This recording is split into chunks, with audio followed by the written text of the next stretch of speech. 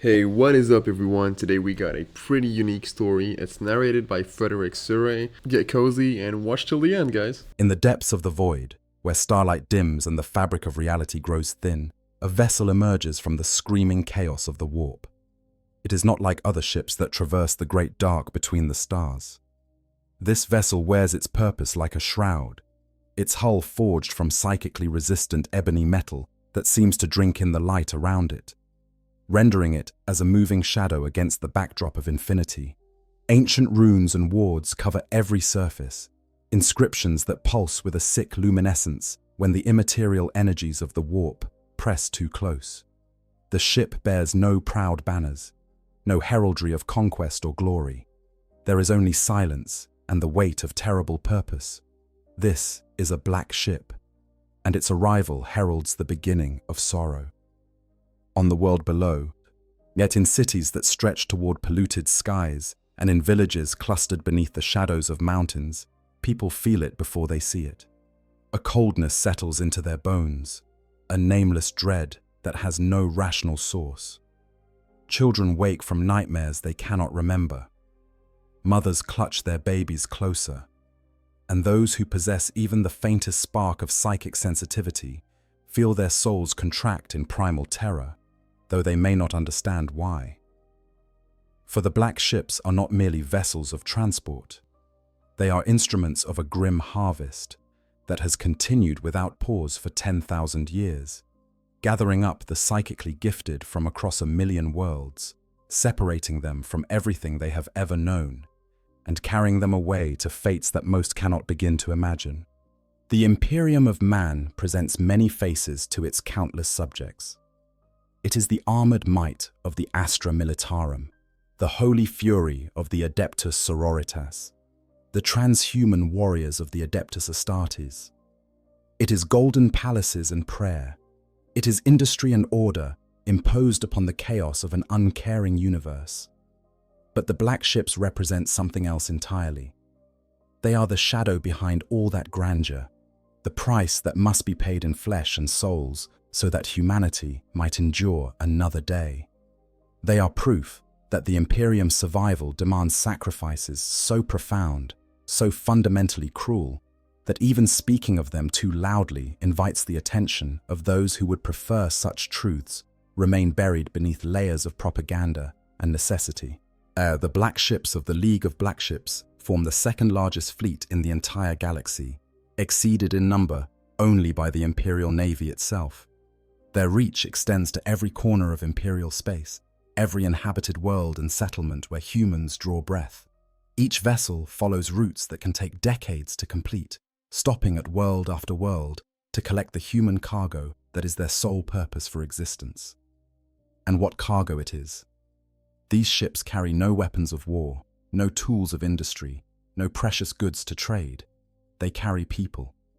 Specifically, they carry psychers, those unfortunate souls born with the ability to touch the immaterial realm known as the warp, to draw upon energies that should never intersect with the material universe, and they carry them away to die. But the truth of the black ships is this: they are the Imperium's answer to one of its most fundamental existential threats. Psychers are simultaneously essential to humanity's survival and capable of destroying it utterly. The same abilities that allow astropaths to send messages across the void, that permit navigators to guide ships through the madness of warp travel, that enable sanctioned psychers to serve as weapons and tools of the imperial war machine. These same abilities can tear holes in reality itself. An untrained psyker is a beacon that shines in the warp, drawing the attention of entities that hunger for mortal souls. A weak-willed psyker can become a gateway through which demons pour into real space, transforming entire worlds into nightmare hellscapes in a matter of hours. During the Age of Strife, before the Emperor's unification of terror, unsanctioned psychers were one of the primary causes of humanity's near extinction, as worlds after world fell to demonic incursion or psychic catastrophe. The black ships exist because this threat has never diminished. If anything, it grows worse with each passing generation. More psychers are born now than at any previous point in human history. The bleak holds of these shadow vessels grow ever more bloated with the cold, packed with thousands upon thousands of terrified souls who have been torn from their homes and families, branded as witches and dangers, loaded into lightless cells to await judgment on distant terror. Most of them are children. Many are barely old enough to understand what is happening to them. All of them are condemned the moment their abilities manifest, as sentenced to one of three fates: sacrifice to power the Emperor's great works, transformation into instruments of imperial will, or death if they are deemed too weak or too dangerous for either purpose. There is no appeal. There is no mercy. There is only the inexorable machinery of the tithe, grinding forward century after century, consuming millions of lives so that trillions might survive. The sheer scale of this operation defies easy comprehension. The League of Black Ships operates thousands of vessels, though the exact number is known only to the highest-ranking adepts of the Adeptus Astra Telepathica. Each ship plies routes that can take a century to complete, visiting world after world in carefully planned circuits. By the time a black ship returns to a given planet, 100 years may have passed since its last visit. And entire generations live and die between tithes. The ship that comes is different from the one that departed, crewed by descendants of the original sailors, but the purpose never changes. The harvest continues, the toll is paid, the machine keeps turning. And what drives this machine, what allows it to function with such ruthless efficiency, are the crew members themselves. Not ordinary sailors, though many are present.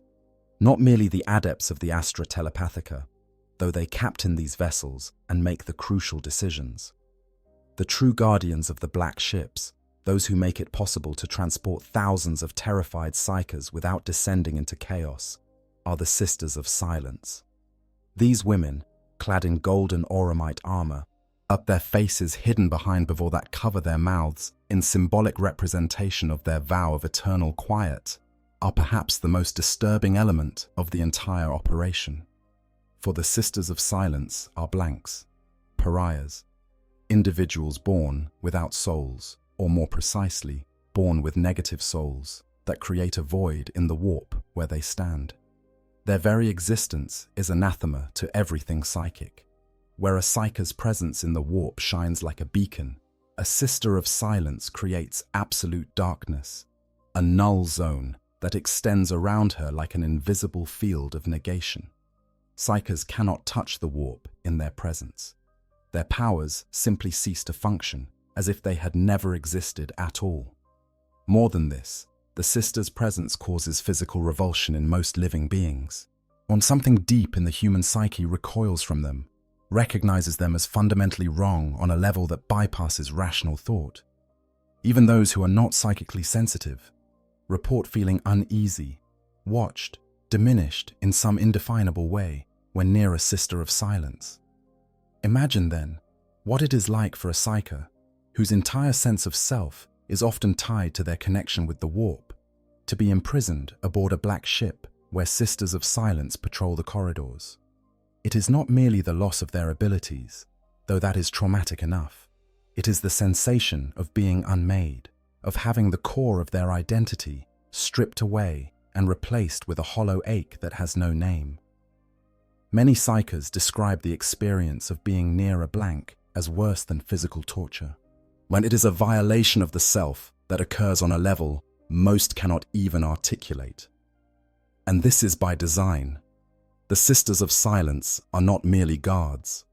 They are suppression incarnate, living chains that bind the powers of every psyker aboard these vessels. Without them, the black ships would be death traps, powder kegs waiting to explode as terrified psychers lashed out with their abilities or fell prey to demonic possession. With them, the ships become prisons from which there is no escape, not through violence, not through psychic power, not through any means at all. The psychers can only wait, trapped in their cells, surrounded by the numbing void created by their guards, knowing that with each passing day, they draw closer to terror and the judgment that awaits them there. The horror of the black ships is not found in any single element. It is not merely the separation of children from their families, though that is cruel beyond measure. It is not merely the conditions aboard the vessels, though those are deliberately designed to break the spirit. It is not merely the fates that await the cargo, though those fates range from slow death to transformation into something that can barely still be called human. The true horror lies in the totality of the system, in its absolute necessity and its absolute inhumanity operating in perfect, terrible harmony. The Imperium needs the black ships. Humanity cannot survive without them. And yet their existence, their continued operation decade after decade and century after century, there represents a moral compromise so profound that it calls into question everything the Imperium claims to stand for. These ships sail through darkness, carrying darkness, gathering up the young and the frightened and the innocent, transporting them across the void to holy terror, where most will die in the service of an emperor who may not even be aware of their sacrifice. They are the price of survival. They are the shame that the Imperium cannot afford to feel. They are proof that in the grim darkness of the far future, even the nominal protectors of humanity must become monsters to fulfill their purpose. The black ships are coming.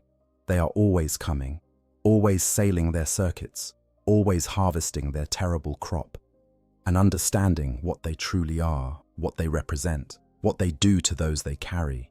It requires us to look beyond the propaganda and the necessity to see the human cost written in souls and suffering. It requires us to examine the machinery of the tithe, the conditions of transport, the fates that await those deemed useful and those deemed expendable. It requires us to confront one of the darkest truths of the Imperium, that it sustains itself by consuming its own children in numbers that would make even the most bloodthirsty Xenos pause in something approaching respect or horror. This is the disturbing reality of the black ships, and their story, like the ships themselves, stretches back to the very founding of the Imperium.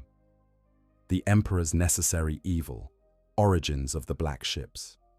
In the closing years of the 30th millennium, as the Emperor of mankind prepared to launch his great crusade to reunite the scattered remnants of human civilization across the galaxy, he faced a problem that threatened to undermine the entire endeavor before it could properly begin. The problem was as old as humanity's first brush with psychic ability, and it had grown exponentially worse during the Age of Strife. Humanity was birthing psychers at an accelerating rate, individuals whose minds could reach into the roiling chaos of the warp and draw forth powers that defied the laws of physics. And with each psyker born, the risk of catastrophic demonic incursion grew. The Emperor understood this threat perhaps better than any being who had ever lived.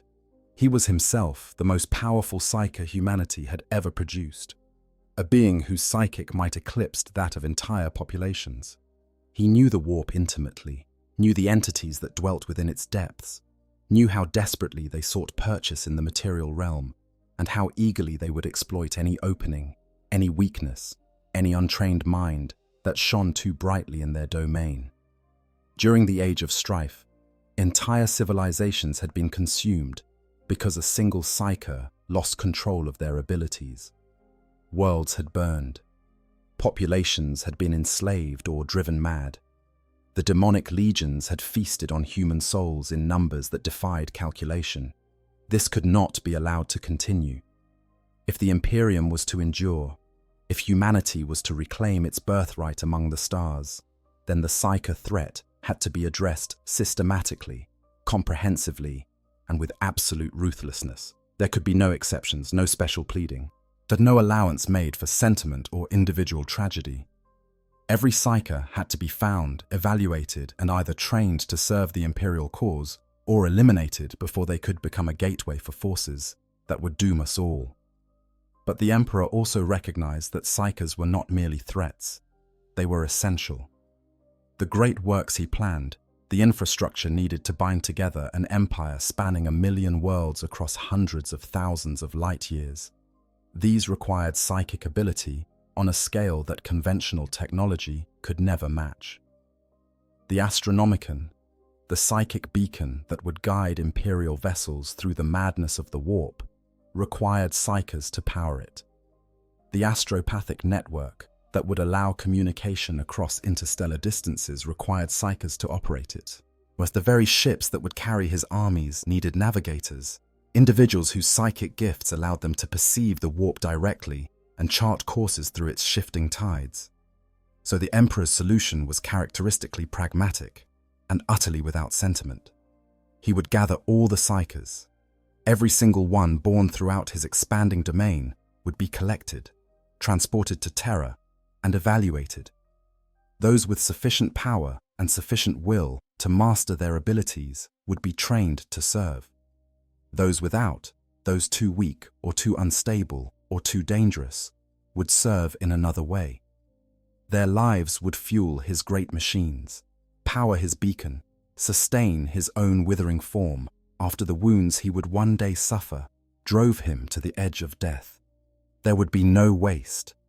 Every soul would have its purpose, whether in life or in the manner of its ending. To accomplish this monumental task, the Emperor created the Adeptus Astra Telepathica and its subsidiary arm, the League of Black Ships. The organization would be responsible for the identification, collection, transportation, evaluation, and training of every psyker in the Imperium. It would operate independently of the Navis Imperialis, answering directly to the highest levels of imperial authority, and it would command a fleet second in size only to the Imperial Navy itself, thousands upon thousands of specialized vessels designed for the singular purpose of carrying human cargo across the stars. The ships themselves were marvels of arcane engineering, constructed from psychically resistant materials and covered in complex wards and inscriptions. They were designed to contain and suppress psychic activity, even in the presence of thousands of active psychers. Geller fields of unusual potency surrounded the holding cells, creating stable bubbles of real space, even when the vessels traveled through the warp. The architecture itself seemed to drink in psychic energy, channeling it away from critical systems and into specialized arrays that could contain or dissipate it safely. And permeating everything, woven into the very structure of each vessel, was the presence of those who would serve as the ultimate failsafe against psychic catastrophe. The Sisters of Silence were already operating during the later stages of the Unification Wars, but their role expanded dramatically with the Emperor's decision to create the Black Ships. These women are recruited from among the rarest of human mutations. Individuals who possessed the pariah gene that rendered them psychic nulls were trained as warriors and investigators. Their organization, formerly known as the Departamento Investigates within the records of the Adeptus Terra, was tasked with hunting down and apprehending unsanctioned psychers wherever they might hide. They ranged ahead of the Great Crusade's expeditionary fleets, seeking out worlds where psychic activity had been reported and purging them of rogue witches whose presence threatened the stability of newly compliant populations. But their most important function was aboard the Black Ships themselves. The Sisters of Silence would crew these vessels alongside adepts of the Astra Telepathica and support personnel drawn from worlds close to Terra. Their presence made it possible to transport thousands of psychers without the constant risk of warp-spawned catastrophe. Where a normal prison ship carrying such cargo would be in perpetual danger of psychic revolt or demonic possession, a Black Ship, protected by the Sisters of Silence, was nearly impregnable. The psychers' powers simply could not function in the presence of so many blanks. They were reduced to ordinary humans, stripped of the abilities that made them dangerous, rendered docile through the simple fact of proximity to beings whose very existence negated their gifts. The psychological impact of this arrangement cannot be overstated. To be a psyker is to exist with a constant awareness of the warp, to feel its currents and eddies as a normal person might feel the wind or see the light, and it becomes part of your sensory experience, part of how you understand and interact with the world. To suddenly have that sense stripped away, to be plunged into a void where the warp does not exist, where your fundamental connection to a core part of reality has been severed, this produces a kind of sensory deprivation that borders on torture. Many psychers describe it as being buried alive, or drowning, or being smothered under something heavy and vast. The sensation is not physical exactly, but it produces physical symptoms: nausea, vertigo, crushing anxiety, a sense of wrongness that pervades every moment. And aboard the black ships, there is no escape from this sensation. The Sisters of Silence patrol the corridors in shifts, ensuring that their null fields blanket every section of the vessel. But the psychers in their cells are never out of range, never given a moment's respite from the oppressive void that surrounds them. This is not cruelty for its own sake, though it certainly is cruel. It is considered necessary. The moment a psycher's connection to the warp is restored, the moment they can touch those terrible energies even briefly, the entire ship is at risk. So the suppression continues, unrelenting and absolute, from the moment the psychers are loaded aboard until they reach Terra and are offloaded into the facilities of the Scholastica Psychana. The Emperor launched his black ships knowing exactly what they would do and what price would be paid. There was no illusion, no softening of the reality. He understood that he was condemning millions to death or transformation, that he was separating children from their families, and that he was creating an engine of suffering that would operate without pause for as long as the Imperium endured. But he also understood that the alternative was worse. Without the black ships, without the systematic culling and training of psychers, humanity would destroy itself within a generation. The demonic forces that pressed against the boundaries of reality would find endless gateways into the material universe. Worlds would fall in cascading catastrophes that no army could prevent. The species would be consumed by the very gifts that might have elevated it. So the choice was made, and it was made with full knowledge of its cost. The black ships would sail, the tithe would be collected, and the Imperium would endure, built upon a foundation of necessary evil that could never be acknowledged too loudly or examined too closely. And during the Great Crusade and the Horus Heresy that followed, the black ships operated much as they do in the present era, though their routes were shorter and their purpose somewhat more limited. The Emperor himself was still mobile, still capable of performing the soul-binding rituals that transformed selected psychers into astropaths. The Astronomicon was powered largely by his own psychic might, supplemented by a relatively modest number of sacrificial psychers compared to the thousands required daily in the 41st millennium. The focus was on quality over quantity, on finding the most powerful and stable psychers to serve as the building blocks of the nascent Imperium's psychic infrastructure. But even then, even with the Emperor's direct involvement, the system required regular infusions of new psychers to replace those who died in service or proved unsuitable for their assigned roles. The black ships made their circuits, gathering up the psychically gifted from newly compliant worlds, testing them, sorting them, sending them to their various fates. The machinery of the tithe was already in motion, already consuming lives by the thousands.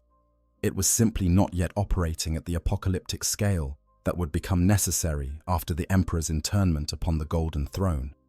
Everything changed when the War Master Horus's rebellion reached its bloody conclusion. The Emperor, mortally wounded in his final confrontation with his favored son, was placed within the arcane machinery of the Golden Throne. There he has remained for 10,000 years, while his withering form, sustained by technology that even the most learned tech priests of Mars only partially understand. But the Golden Throne is not merely a life support system. It is also the mechanism through which the Emperor projects the Astronomicon, that vital psychic beacon that allows safe warp travel throughout Imperial space. And maintaining both the Emperor's life and the Astronomicon's light requires psychic energy on a scale that no single being save the Emperor himself could hope to provide, which meant the black ship's mission suddenly became far more urgent and far more terrible. Where once they had collected psychers primarily for training, now they collected them for fuel. The numbers required exploded almost overnight. Suddenly, the Adeptus Astra Telepathica needed to provide not hundreds or thousands, but tens of thousands of psychers every single year. and not for noble service or vital communication roles, for sacrifice, for burning, for feeding into the Emperor's dying shell and the great machines that sustained it so that their life essence could be consumed in the maintenance of the Astronomicon. The initial collection was made from Terra itself. In the wake of the heresy, as the Imperium struggled to rebuild and reorganize, as the High Lords assumed control of day-to-day governance with the Emperor effectively incapacitated, every psyker who could be found on humanity's homeworld was rounded up and brought to the Imperial Palace. Millions. The holding facilities were overwhelmed. The adepts of the Astra Telepathica worked around the clock, processing the endless stream of terrified souls, separating them into categories based on power and stability. Most went to the Hollow Mountain, to the chamber of the Astronomicon, where they would join the great choir that powered humanity's light in the darkness. But Terra alone could not sustain the demand. The homeworld's population of psykers was quickly exhausted, and the rate at which new ones manifested could not match the rate of consumption. The black ships had to expand their operations dramatically. New vessels were commissioned from the shipyards of Mars and other forge worlds. Existing ships were modified to carry larger cargoes. Routes were reorganized to maximize efficiency, and the Sisters of Silence, already stretched thin by their losses during the heresy, were pressed into service aboard every black ship in the fleet. Except the Sisters of Silence were themselves dwindling. The Horus heresy had been catastrophic for their order. Many had died fighting demons during the war within the Webway, or defending the Imperial Palace during the final siege. Others had been scattered across the galaxy, isolated and unable to return to their bases on Luna. Their recruitment had always been difficult, as the pariah gene was extraordinarily rare, and the chaos of the heresy had disrupted even the limited pipelines they had established. For a time, it seemed the Sisters might fade away entirely, their numbers dropping below the threshold needed for organizational survival. The Imperium's solution was characteristically pragmatic and morally questionable. If the Sisters of Silence could not crew all the black ships, then alternatives would be found. At the Adepta Sororitas, the battle sisters of the ecclesiarchy were deployed to serve as guards and wardens aboard many vessels. Inquisitorial stormtroopers took up positions on others. These individuals lacked the psychic null abilities of the Sisters of Silence, but they could be equipped with specialized anti-psyker weaponry and trained to respond to psychic threats with overwhelming force. The black ships continued their operations, now crewed by a mix of personnel, depending on what was available in any given sector. But the loss of the Sisters of Silence was keenly felt. The ships crewed by battle sisters or stormtroopers experienced higher rates of incident. Psykers, who might have been suppressed into docility by the presence of blanks instead, had to be restrained through more conventional means: sedation, isolation, or physical binding, constant surveillance. The atmosphere aboard these vessels became even more oppressive, if such a thing was possible. The psykers were treated not as tragic victims being transported to necessary fates, but as dangerous criminals who might explode into violence at any moment. Which, to be fair, some of them did. But the overall effect was to transform the black ships from prisons into something closer to torture chambers, where the condemned were kept in states of constant drugged semi-consciousness to prevent them from becoming threats. For centuries, this system limped along, functional but inefficient, producing the numbers needed to keep the Astronomicon burning while losing an unacceptable percentage of cargo to death, madness, or warp-related incident during transport. And then came the War of the Beast in the 32nd millennium, when a massive greenskin invasion threatened to overwhelm the Imperium entirely. It was during this crisis that the Lord Commander of the Adeptus Astartes, Slaughter Corland, sought out a hidden fortress of the Sisters of Silence. He found them still in existence, still operating in secret, their numbers reduced, but their purpose undiminished. These sisters joined the war effort and proved instrumental in its successful conclusion. But even this discovery did not lead to a full restoration of the order. the Sisters of Silence operated in the shadows, maintaining their vigils aboard black ships and hunting rogue psykers in the dark places between worlds, but never regaining the prominence or the numbers they had possessed during the Great Crusade. Imperial bureaucracy, and suspicious of any organization that operated outside normal chains of command, kept them marginalized. The ecclesiarchy, uncomfortable with beings who created such profound unease in the faithful, preferred to rely on the battle sisters. And the Inquisition, ever paranoid about divided loyalties, hesitated to grant the Sisters of Silence the autonomy they required to recruit and train effectively. It would take another galaxy-spanning catastrophe to finally restore the Sisters of Silence to their proper place. In the closing years of the 41st millennium, the formation of the Great Rift, that massive tear in reality known as the Cicatrix Maledictum, divided the Imperium in half and plunged countless worlds into darkness.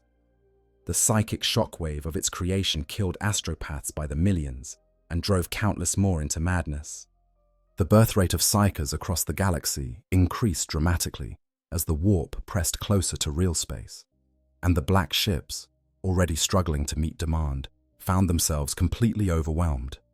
The resurrected Primarch Reboot Guilliman, assessing the situation with his characteristic strategic clarity, recognized immediately that the Sisters of Silence were essential to any hope of managing the crisis. He ordered their full restoration, providing them with resources and authority they had not possessed in millennia. New recruits were sought across all of Imperial space. Training cadres were established. Fortresses were rebuilt or constructed anew. And most importantly, the Sisters of Silence were deployed aboard black ships in numbers not seen since the heresy. The difference was immediate and dramatic. Ships crewed by the Sisters could safely transport far larger cargoes of psykers than those relying on conventional guards. Incidents of demonic possession or psychic revolt dropped to near zero. The processing of captured psykers became more efficient, as evaluation could be conducted more safely when the subjects were completely suppressed. And perhaps most crucially, the Sisters of Silence could operate what became known as the Flights of Crows, special black ship formations that followed in the wake of the Indomitus Crusades battle groups. These Flights of Crows were a grim innovation born of desperate necessity. With normal black ship routes disrupted by the Great Rift, many worlds had gone decades or even centuries without a tithe collection. Psykers had accumulated in their holding facilities, and those facilities were now bursting beyond capacity. On some worlds, untrained psykers numbered in the hundreds of thousands, all of them potential gateways for demonic incursion, all of them terrified and unstable and dangerous. The solution was brutal in its efficiency. The black ships would follow the Crusade fleets, descending upon newly reconquered worlds like carrion birds and reaping a harvest made rich by years of neglect. These populations, already battered into compliance by the fighting, already traumatized by whatever horrors had befallen them during their isolation, had no capacity to resist when the Silent Sisters came demanding their tithe. Entire generations of psykers were swept up in weeks, loaded aboard the black ships by the thousands, transported to Terra or distributed to other facilities for processing. The numbers boggled the mind. Single worlds might yield 10,000 psykers or more, the accumulated birth rate of a century compressed into a single terrifying harvest. And so the black ships continue their eternal vigil, their numbers and their terrible efficiency restored by necessity and Primarch's decree. They sail through the darkness as they always have, gathering up the psychically gifted, separating them from all they have known, carrying them across the void to fates they can scarcely imagine. I need to be real with you for a second. Writing this script made me genuinely uncomfortable in ways that most 40k lore doesn't. The black ships represent everything that makes the Imperium horrifying. Not because of how alien or monstrous it is, but because of how human it is. These are people making calculated decisions to sacrifice children, and they've convinced themselves it's righteous. That's somehow worse than any daemon or Xenos threat, in my opinion. It's the kind of evil that wears the face of necessity and calls itself salvation. But anyways, let's get back to the story. The fleet is vast beyond easy calculation, its true scope known only to the highest adepts of the Astra Telepathica. New ships are constantly being commissioned to replace losses and expand capacity. Old ships that have plied the same routes for millennia receive maintenance and refitting before returning to their circuits. And aboard each vessel, in the corridors lit by harsh lumens, and in the cells where psychers huddle in darkness, the Sisters of Silence maintain their silent watch. The Emperor's necessary evil endures, operating at a scale that would have horrified him if he were still capable of such emotions. What began as a pragmatic solution to an existential threat has become the beating heart of the Imperial machine, consuming souls in numbers that dwarf ancient Terra's entire population. The original purpose, to protect humanity from the dangers of uncontrolled psychic ability, remains valid. The need has only grown more acute as more psychers manifest with each passing generation.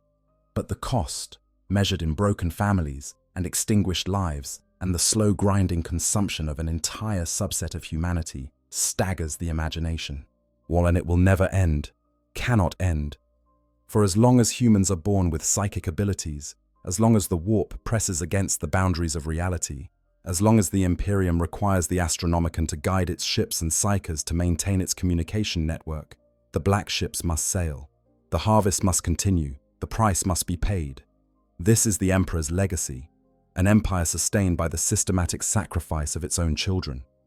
And the black ships are the instrument of that sacrifice, forged in necessity, operating with ruthless efficiency, casting their shadow across a million worlds where parents clutch their children closer and pray that the signs will not manifest, that the gifts will not emerge, that the black ships will pass them by. But the ships always come, always, and they are always hungry. The pariahs, Sisters of Silence. To understand what makes the black ships function, to truly grasp how it is possible to transport thousands of terrified psychers across the galaxy without descending into chaos, one must first understand the Sisters of Silence. These warriors, clad in golden auramite armor, forged in the same foundries that supply the Adeptus Custodes, represent one of humanity's most disturbing solutions to an existential problem. They are not merely guards or wardens. They are walking negations, living voids, beings whose very existence causes profound unease in almost every human they encounter. The formal designation for their condition is the pariah gene, though this name is somewhat misleading. It is not a single gene in the conventional biological sense, but rather a complex cascade of genetic variations that, when combined in exactly the right way, produce an individual who has no presence in the warp. Where a normal human being possesses a soul, a psychic signature that extends into the immaterial realm and connects them to the broader universe of consciousness and emotion, a pariah has nothing, or rather, they have less than nothing. They create a void, an active negation that extends around them in an invisible sphere, cancelling out the warp energies that other beings produce. The effect on psychers is immediate and profound. In the presence of a Sister of Silence, a psycher cannot access their abilities. The connection they normally feel to the warp, that constant awareness of the immaterial energies that flow through and around them, simply ceases to exist.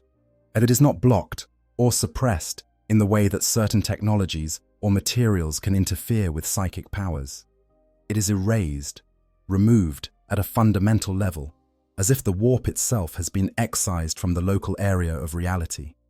For a psyker whose entire sense of self may be built around their connection to those energies, this is not merely disorienting, it is annihilating. They describe feeling hollow, emptied out, as if core parts of their being have been surgically removed without anesthetic. But the Sisters of Silence affect more than just psychers.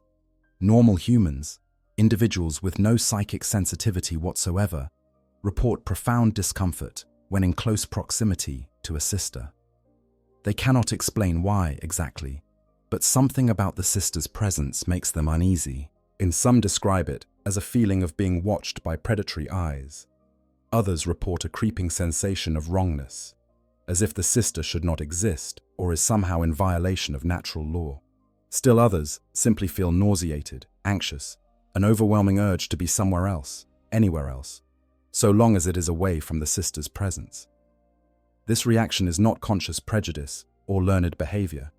It appears to be hardwired into the human brain at a level so fundamental that even those who intellectually understand and respect the sister's purpose cannot entirely suppress their instinctive revulsion. The prevailing theory among those few scholars who have studied the phenomenon is that the human soul requires connection to the warp at some level, even for those who are not psychers. The warp is not separate from reality, but interpenetrates it, and consciousness itself may depend on this interpenetration in ways that most beings do not consciously perceive.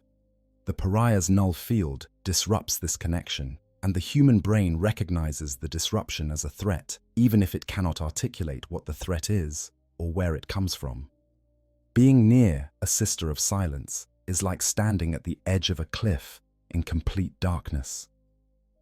You cannot see the drop, but some deep survival instinct screams that danger is present. This effect makes the Sisters of Silence extraordinarily effective at their primary role, hunting and containing psychers. When a sister approaches an untrained psyker who has been hiding their abilities, the psyker's powers simply stop functioning. They cannot lash out with telekinetic force, but they cannot probe minds or predict danger. They cannot call upon any of the abilities that might otherwise make them dangerous or allow them to escape. They are rendered, in that moment, completely vulnerable. And because the sister's null field extends several meters around her, she can subdue multiple psychers simultaneously simply by being present. The more powerful the sister, the more developed her null abilities, the larger the area of effect. There are gradations among the sisters, just as there are gradations of psychic power among normal psychers. Some sisters create only minor disturbances in the local warp presence, enough to interfere with powers, but not to completely negate them. These women, while still useful, are typically assigned to support roles or deployed against weaker psychers, and others create fields of such profound negation that even powerful psychers feel their connection to the warp severed the moment they come within a dozen meters. These sisters are the elite, the Oblivion Knights and Knight Centuras who lead their squads and who are deployed against the most dangerous psychic threats the Imperium faces. And then there are the truly exceptional individuals like Janicia Kroll, the Knight Commander during the Great Crusade, and Horus Heresy. Her null field was so powerful, so overwhelming, that even the Adeptus Custodes, those transhuman warriors who stand as the Emperor's personal guard, found it painful to look directly at her. Normal humans simply could not perceive her properly. Their brains refused to process her presence, sliding off her as if she were a blank spot in reality. Their psychers in her vicinity were not merely suppressed, but actively damaged, their connections to the warp so thoroughly severed that some never recovered even after she departed. Janicia Kroll challenged and defeated some of the most powerful sorcerers among the Thousand Sons Legion during the burning of Prospero, and she did so not through superior psychic power, but through absolute negation. Where they tried to wield the energies of the warp, they found only void, and into that void she struck with bolter and blade, ending threats that might otherwise have slaughtered entire companies of space marines. The origins of the pariah gene remain a subject of intense debate among those few scholars brave enough to study it. Some believe it to be a natural mutation, albeit an extraordinarily rare one, that has always existed within the human gene pool at extremely low frequencies.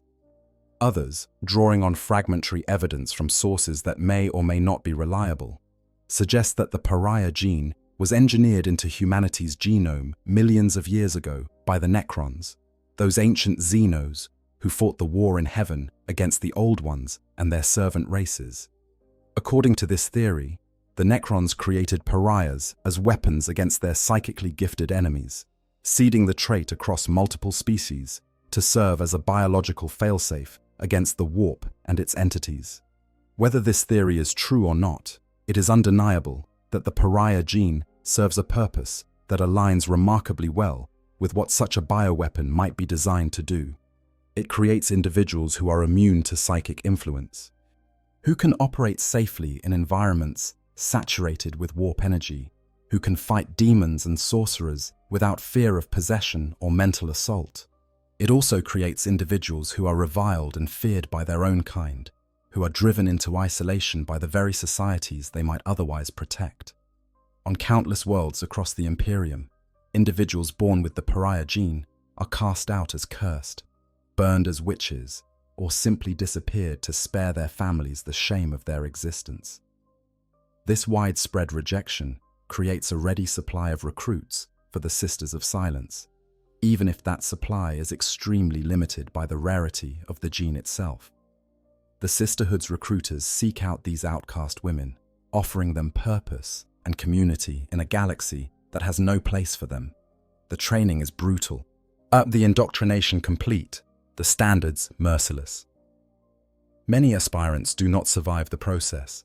Those who do emerge as something more than human, not in the transhuman sense of the Adeptus Astartes or Custodes, but in the sense of being refined into perfect instruments for a specific purpose. They learn to control their null fields, to project them at will, or suppress them when necessary. They learn to fight in the silence that is their birthright, communicating through a complex sign language that allows for tactical coordination without breaking their vow of tranquility. They learn to endure the isolation that comes from being reviled even by those they protect, to find strength in the knowledge that their very existence serves the Emperor's purpose, even if that purpose brings them no glory or recognition. And then they are sent to the black ships, where their true work begins. Aboard a black ship, the Sisters of Silence are everywhere. They patrol the corridors in shifts, ensuring that at no point is any section of the vessel outside their null field's range. They stand guard at the entrances to the holding cells, their mere presence preventing any attempt at psychic escape or communication between prisoners. They oversee the loading and unloading of cargo, their watchful silence more effective than any shouted orders. They conduct regular inspections, walking through the packed cells to verify that no psyker has somehow found a way to shield themselves from suppression. And they wait, always ready, for the inevitable moment when a psyker's terror or desperation or simple madness causes them to lash out, despite the futility of such action. The psychological dynamic between the Sisters and their charges is complex and deeply disturbing. The psykers fear the Sisters with an intensity that surpasses rational threat assessment. Yes, the Sisters are armed and armored warriors who could kill them easily.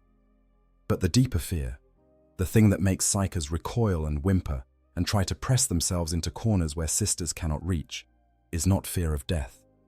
It is fear of what the Sisters represent, the complete negation of everything that makes them who they are. A psyker facing an armed guard might fight, might try to bargain, might maintain some sense of agency and self even in captivity. But a psyker in the presence of a Sister of Silence is reduced to something less than they were, stripped of the abilities that defined them, confronted with a void that should not exist and cannot be escaped. And the Sisters, for their part, maintain absolute professional detachment. They do not speak, bound by their vow of silence. They do not show emotion, trained to present a facade of perfect calm, regardless of circumstance. They do not explain or justify their actions. They simply perform their function with mechanical efficiency, suppression, containment, transport. Whether the psyker in the cell is a child barely old enough to understand what is happening, or an elder who manifested abilities late in life, whether they are weeping or raging or simply staring into space in catatonic horror, the Sisters' response is identical. Apt to presence, suppression, silence. This is not cruelty exactly, though it certainly appears cruel. It is necessity distilled into purest form. The Sisters of Silence understand what the psykers do not, cannot understand until it is far too late. Every single one of these individuals is a potential gateway for demonic incursion. Every untrained psyker, no matter how innocent or well-intentioned, is a loaded weapon pointed at humanity's collective head. The moment their suppression fails, The moment they can touch the warp again, even briefly, that weapon might fire. The demonic entities that prowl the immaterial realm are always watching, always waiting for an opening. They see psychers as beacons, as doorways, as opportunities to manifest in real space and wreak the havoc that is their nature. A single possessed psyker can kill dozens before being put down. A powerful possessed psyker can slaughter thousands, transform an entire region into a nightmare, call forth entities that require entire companies of Astartes or Sororitas to banish. The Sisters of Silence prevent this by making such possession impossible. In their presence, the doorways do not exist. The warp cannot reach through because the warp itself has been locally annihilated. This is not a shield that can be penetrated by sufficient force. This is fundamental erasure, and so the Sisters maintain their vigil, knowing that the suffering they cause is the price of preventing suffering orders of magnitude greater. They are the sharp edge of the Imperium's survival instinct, cutting away the cancerous growths before metastasis can occur. The black ships themselves are designed to leverage the Sisters' abilities as effectively as possible. The holding cells are arranged in tiers, with Sisters stationed at regular intervals so that their null fields overlap and reinforce each other. The architecture channels psychic energy in specific ways, making it easier for the Sisters to maintain complete suppression even when thousands of psychers are packed into the holds. Support systems monitor the Sisters' physical and mental states, ensuring they receive adequate rest and nutrition to maintain their effectiveness. Even the ship's crew, those normal humans who serve aboard these vessels, are carefully selected for their ability to endure proximity to blanks without suffering complete psychological breakdown. Because make no mistake, serving aboard a black ship exacts a terrible toll on everyone involved. The Sisters may be immune to the despair and horror that saturate these vessels, their null fields protecting them from the psychic miasma created by thousands of terrified souls. But the normal crew members have no such protection. They feel it constantly, a soul-numbing weight that presses down on them from all sides. The psychers' fear and anguish, their desperate prayers and quiet sobbing, their rage and terror and grief, all of this bleeds into the ship's atmosphere in ways that have nothing to do with physical sound or temperature. It is the emotional equivalent of living inside a tomb or a charnel house, surrounded by the dying and the condemned. The crew endures this because they must. Many are indentured servants, are bound by ancient contracts between their homeworlds and the Astra Telepathica. They serve aboard the black ships in exchange for their world's exemption from certain imperial tithes. Others are volunteers, driven by faith or duty or simple desperation, to take on one of the most psychologically demanding assignments in the entire Imperium. All of them undergo extensive screening before assignment.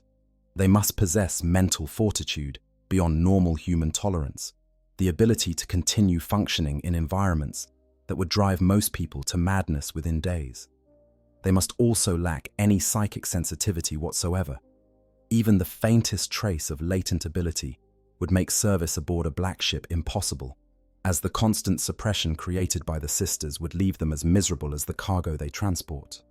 These crew members are regularly mind-scrubbed, their memories of particularly traumatic incidents erased or dulled to prevent cumulative psychological damage. They serve in shifts limited to weeks or months rather than years, cycling off the black ships periodically to recover in environments that do not reek of despair and ending. And even with all these precautions, the attrition rate is significant. Some crew members break under the strain, succumbing to depression or anxiety or simple exhaustion. Others develop a kind of emotional numbness, a defensive detachment that allows them to function but leaves them unable to connect with normal human experiences once their service ends. And a very few, has become something like the Sisters themselves, individuals so thoroughly accustomed to horror that they can endure it indefinitely without flinching, though at a cost to their own humanity that can never be fully calculated. The relationship between these crew members and the Sisters of Silence is complex. On one level, the crew are grateful for the Sisters' presence, understanding that without them, the ships would be death traps. On another level, they cannot help but feel the same instinctive revulsion that all humans feel when near a pariah. They avoid making eye contact with the sisters when possible. They conduct their interactions through brief, clipped exchanges of necessary information. They do not socialize with the sisters during downtime, in part because the sisters maintain their vow of silence, but also because spending recreational time in the presence of a blank is psychologically exhausting in ways that are difficult to articulate. And yet, in combat situations, when the black ship comes under attack from pirates or Xenos raiders or chaos forces seeking to claim the psychic cargo for their own purposes, the crew and the sisters fight side by side with perfect coordination. In those moments, the sisters' uncanny nature becomes an asset rather than a liability. Enemies who rely on psychic powers find themselves suddenly helpless. Demonic entities attempting to manifest within the ship's hull are snuffed out of existence before they can properly coalesce. And the sisters themselves become engines of destruction, their golden armor shrugging off hits that would kill normal humans. At their executioner great blades and power axes carving through corrupted flesh with ease. These battles are rare, but they do occur. A black ship represents an extraordinarily valuable prize to the Imperium's enemies. Chaos warbands see the cargo as raw material for ritual sacrifice or demonic possession on an industrial scale. Dark Eldar raiding parties view psykers as exquisite sources of suffering and fear. Even ordinary pirates might attempt to seize a black ship in the mistaken belief that they can ransom the psykers back to their home worlds. All such attempts end the same way. The Sisters of Silence emerge from the shadows, their null fields shutting down any psychic advantage the attackers might have possessed, and proceed to methodically exterminate every single hostile element. No quarter is given, no prisoners are taken, or the threat is eliminated with absolute finality, and then the journey continues, as if nothing had happened. This ruthless efficiency has made the black ships nearly unassailable despite the theoretical vulnerability of their cargo. Would-be attackers quickly learn that these vessels are protected by some of the Imperium's most fearsome warriors, individuals who do not need overwhelming numbers or superior firepower to prevail. They need only their null fields and their skill at arms, and these prove more than sufficient against almost any threat. The few forces powerful enough to potentially overwhelm a black ship's defenses, entities like Chaos Space Marine warbands or Craftworld Eldar assault forces, generally have more pressing concerns than attempting to capture vessels that offer little strategic value beyond their immediate cargo. And so the Sisters of Silence continue their eternal vigil, serving aboard the black ships, as they have since the days of the Great Crusade. They are the Imperium's answer to a threat that cannot be eliminated but must be contained. They are living proof that sometimes the only solution to a sufficiently dark problem is to create something equally dark to oppose it. They are pariahs in every sense of the word, rejected by the very species they protect, reduced to silence and isolation, and the knowledge that their contribution will never be celebrated or truly understood by those it serves. But they endure. They maintain their vow. They perform their function.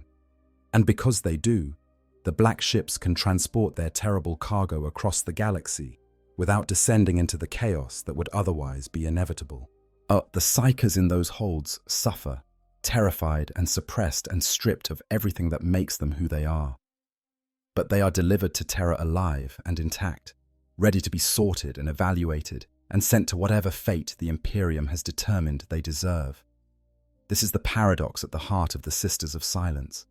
They cause immense suffering through their very existence, yet without them, the suffering would be orders of magnitude worse. They are both the problem and the solution, the disease and the cure.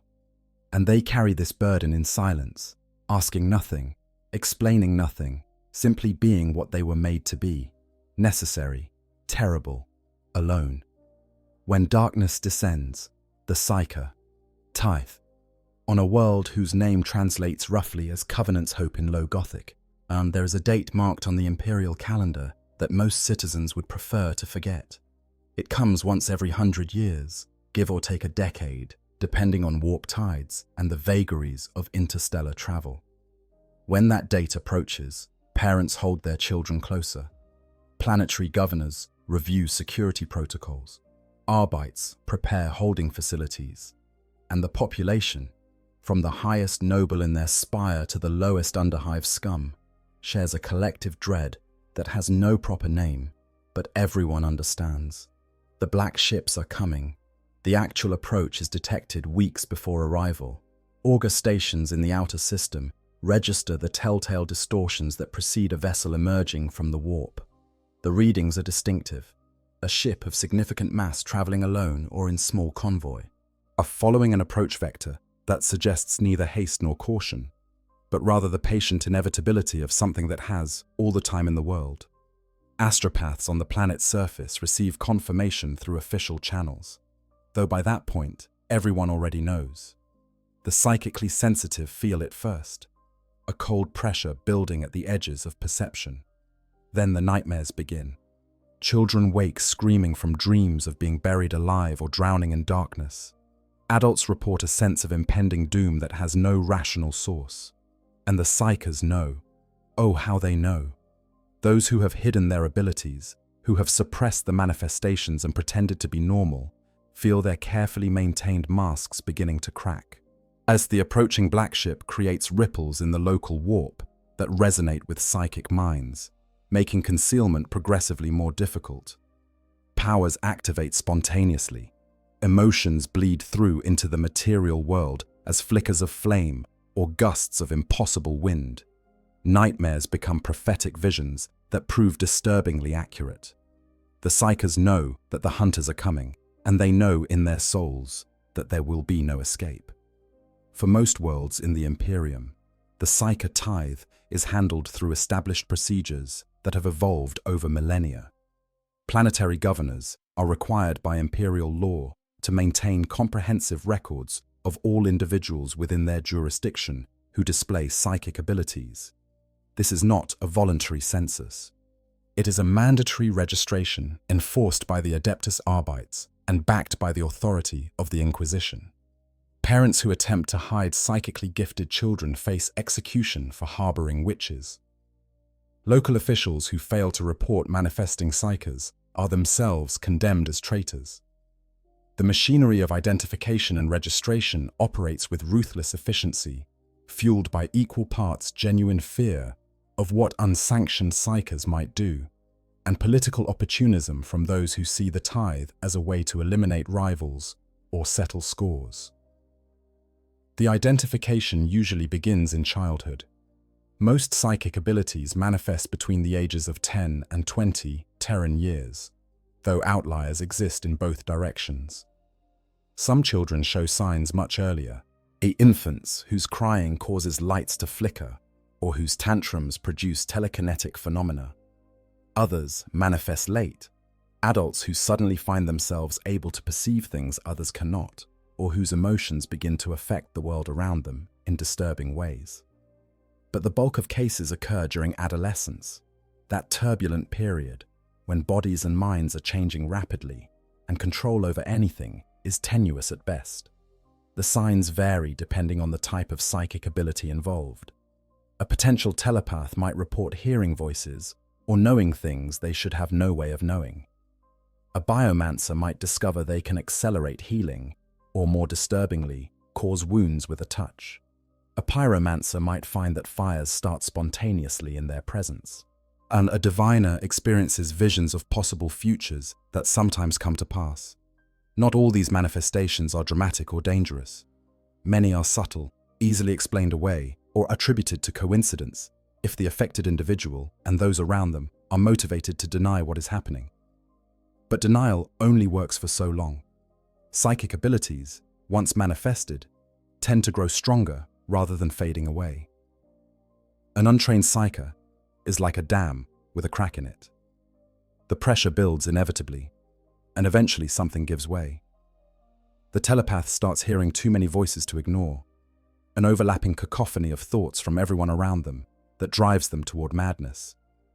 The pyromancer's spontaneous fires become too frequent, and too large to explain away. The diviner's visions become so vivid and so constant that they can no longer distinguish between present and future, between reality and possibility. And when the dam breaks completely, when the psyche loses control entirely, people die. Sometimes it is the psyche themselves who suffers, their brain unable to handle the torrent of psychic energy flowing through it, dying from aneurysm or stroke or simple overload. Sometimes it is those closest to them, family and friends caught in the backlash when powers activate uncontrollably. And sometimes, in the worst cases, the psyche becomes a gateway. Their mind, stretched too thin by forces they cannot comprehend, tears open like wet parchment. And through that tear, something else enters, something that has been waiting in the warp for exactly this opportunity. A something that wears the psyche's body like an ill-fitting suit and proceeds to transform everyone it can reach into vessels for more of its kind. This is what the Imperium fears. This is why the tithe exists.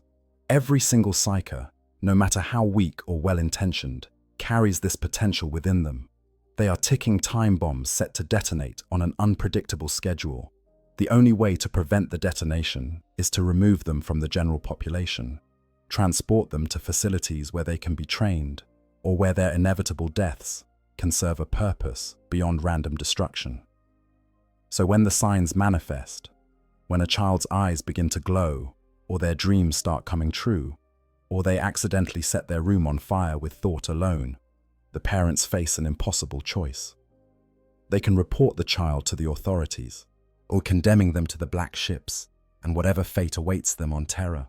Or they can attempt to hide the child, knowing that discovery means death for the entire family, and that every day the secret is kept increases the risk of catastrophic psychic incident. Some parents choose poorly, driven by love or denial or simple desperation. They flee to the underhives or the wilderness, trying to stay ahead of the Arbites and the witch hunters who track such cases. They seek out rogue psychers who claim to be able to teach control, paying fortunes to charlatans who offer false hope. They pray to the emperor for deliverance, for their child to be cured, or for the manifestations to stop. Their prayers are never answered.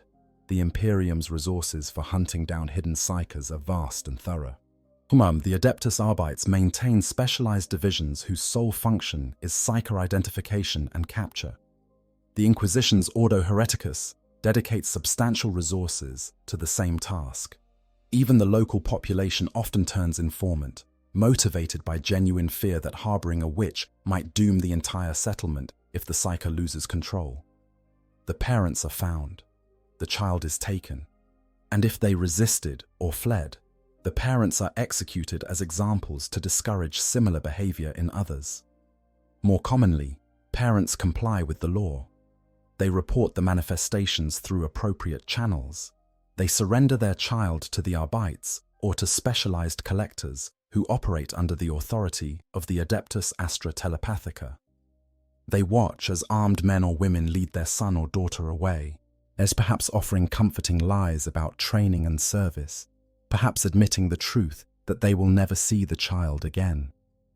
And then they go home to empty rooms and try to rebuild lives that now contain a hole where someone beloved used to be.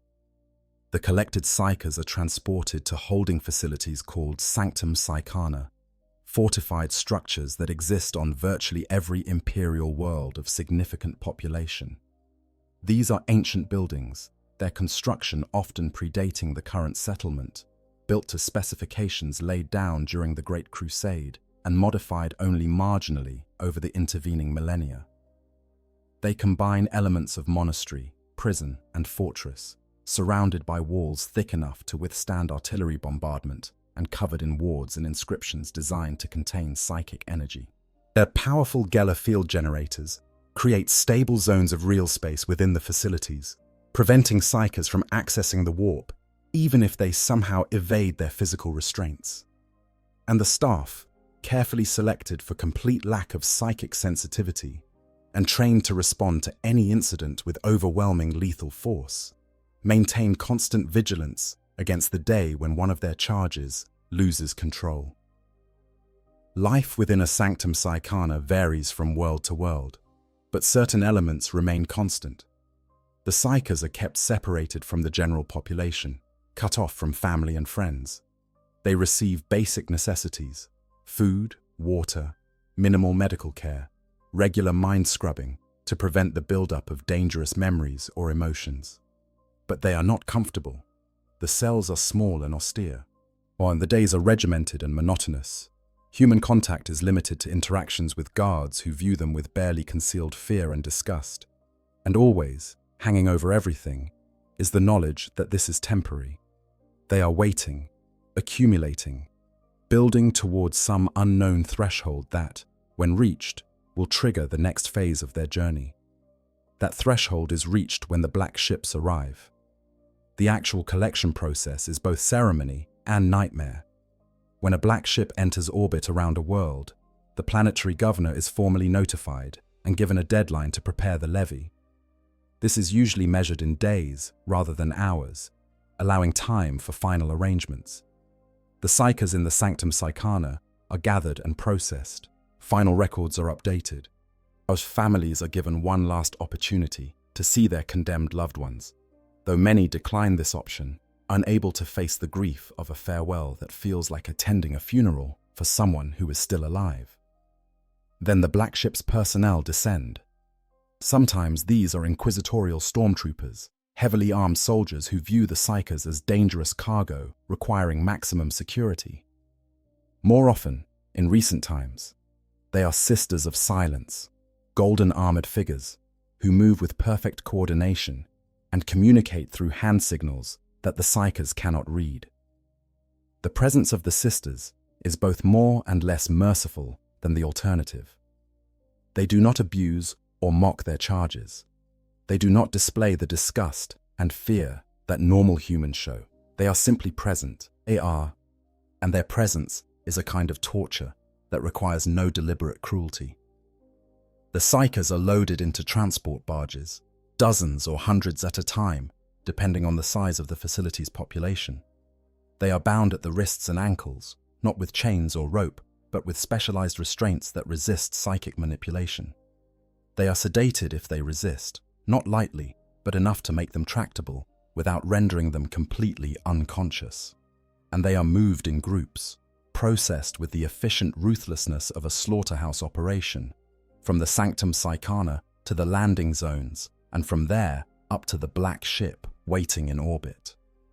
For the Psychers, this is when the reality of their situation truly sets in.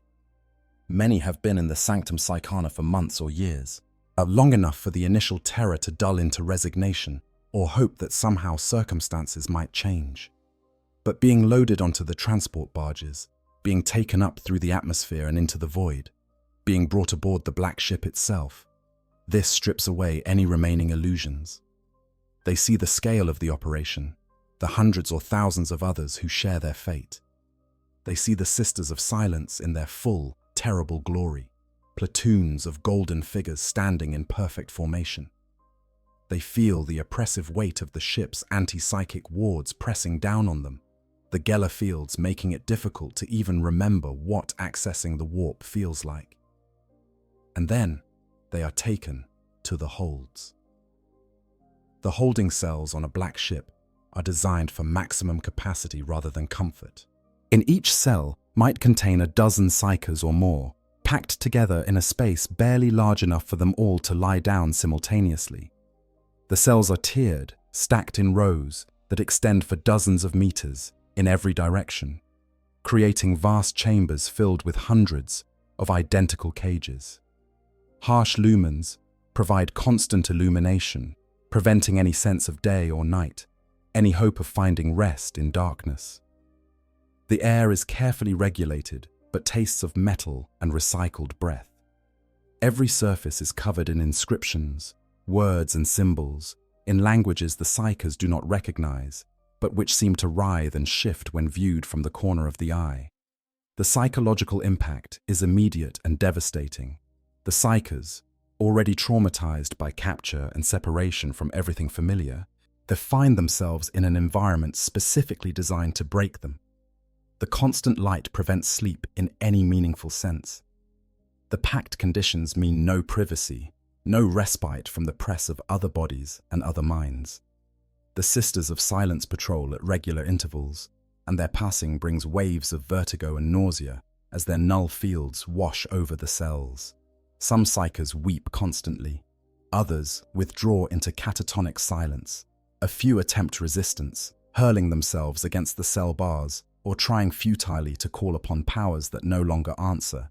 But these quickly exhaust themselves and join the general population in misery and despair. The journey from collection to arrival at Terra can take weeks or months, depending on the ship's route and the number of additional stops it must make to complete its circuit. Each stop brings more cargo, more terrified souls, packed into holds that seem impossibly full already. The psychers develop a hierarchy based on desperation and fear. Those who have been aboard longest often try to offer comfort to newcomers, though their comfort is hollow when they know no more about their ultimate fate than the fresh arrivals. Others become predatory, stealing food or claiming the better spots in cells through intimidation or violence. The guards intervene only when such conflicts threaten to cause actual deaths. A few broken bones or bruises are acceptable losses, expected even, given the circumstances. And through it all, the ship sails on.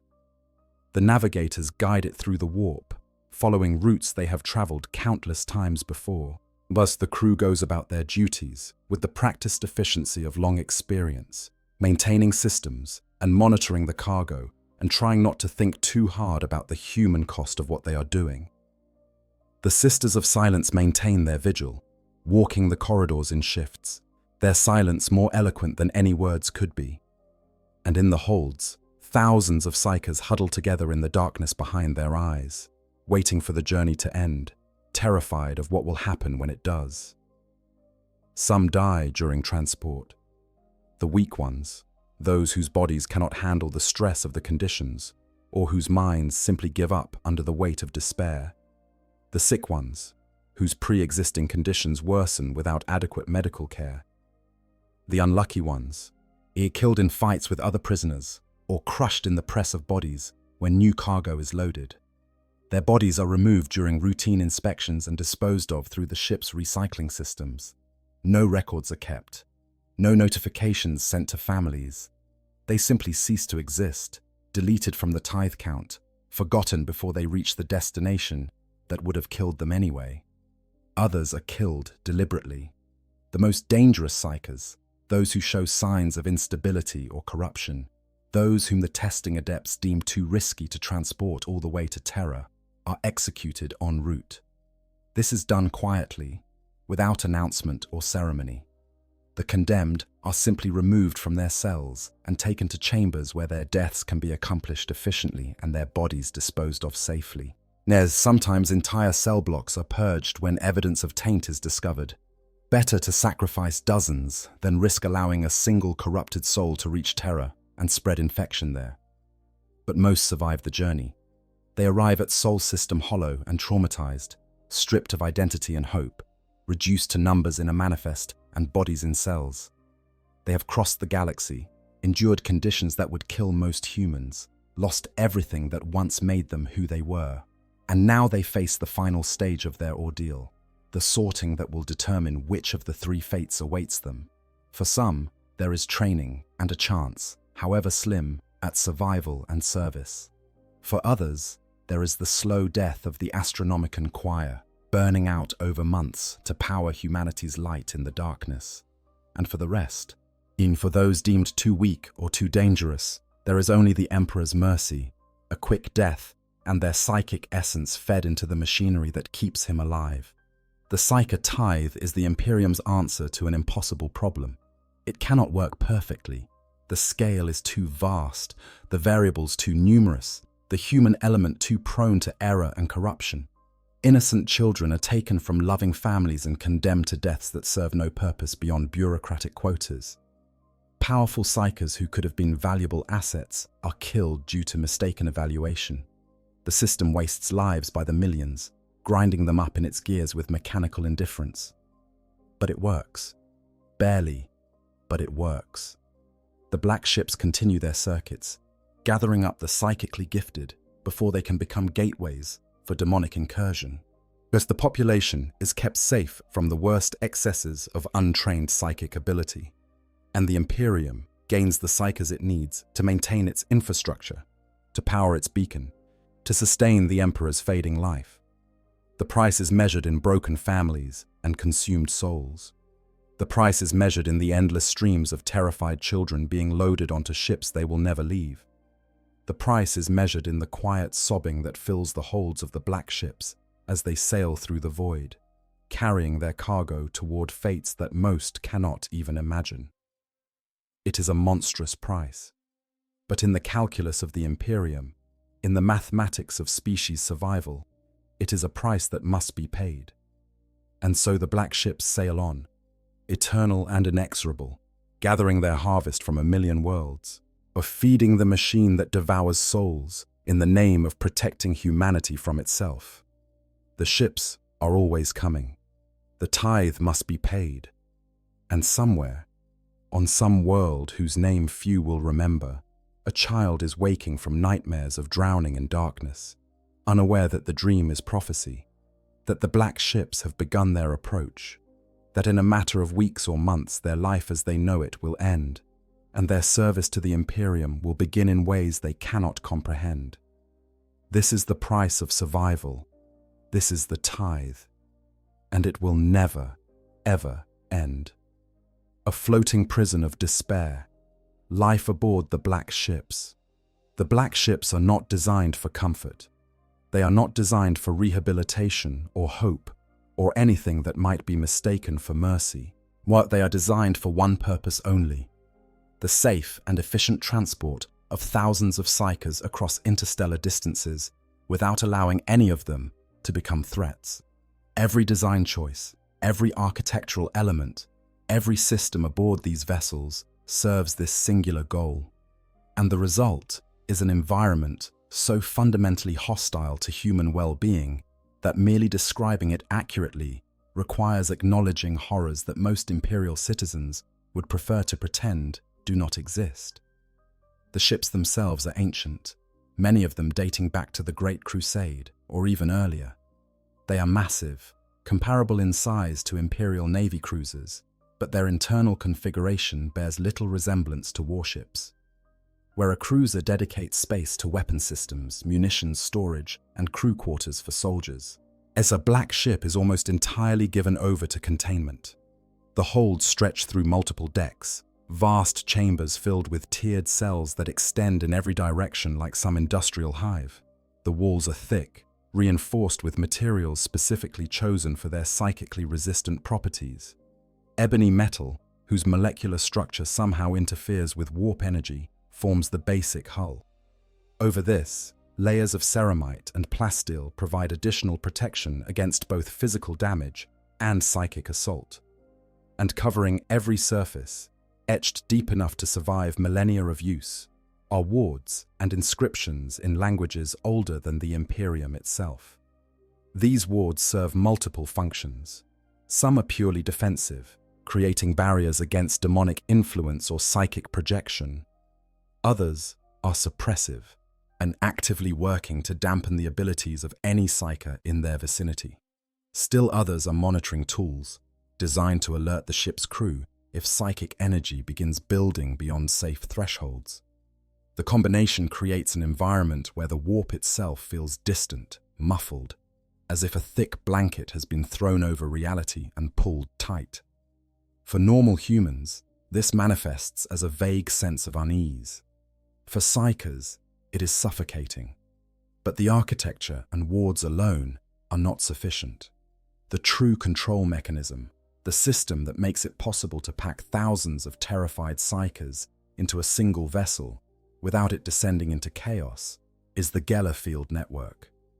Unlike the Geller fields used on standard Imperial vessels, which primarily protect against warp incursion during transit, the fields aboard a black ship operate continuously, even in real space. They create stable bubbles of normal physics, zones where the warp cannot intrude and psychic abilities cannot properly function. These fields overlap and reinforce each other, creating redundancy so that failure of any single generator does not leave a gap that psychers might exploit. The fields are not perfect. They cannot completely sever the connection between a psyker and the warp, not the way the Sisters of Silence can. What they do instead is make that connection unreliable, unpredictable, dangerous to attempt using. A psyker who tries to access their abilities while within the field might succeed, but they are just as likely to experience backlash, the psychic energy rebounding upon them and causing neural damage or hemorrhaging. And most psychers learn very quickly not to make the attempt. The pain and disorientation of the few who try serve as object lessons for the rest. The cells themselves are deliberately claustrophobic. Each one measures perhaps 3 meters by 3 meters, with a ceiling low enough that taller prisoners cannot stand fully upright. Into this space, a dozen or more psychers are packed, forced to share a volume barely sufficient for half their number. There are no beds, no furniture of any kind, save a single waste disposal unit in the corner, and a feeding chute that dispenses nutrient paste at irregular intervals. The prisoners sleep on the bare metal floor, using each other for warmth and cushioning, developing pressure sores and joint problems within days of boarding. The lighting is constant and harsh. They're bright lumens that burn day and night without variation. This is not an oversight or a failure of design. It is deliberate. Sleep deprivation is a tool, one of many used to keep the psychers passive and compliant. Without regular sleep cycles, the human mind begins to deteriorate. Cognition suffers. Emotional regulation breaks down. The ability to mount coordinated resistance evaporates.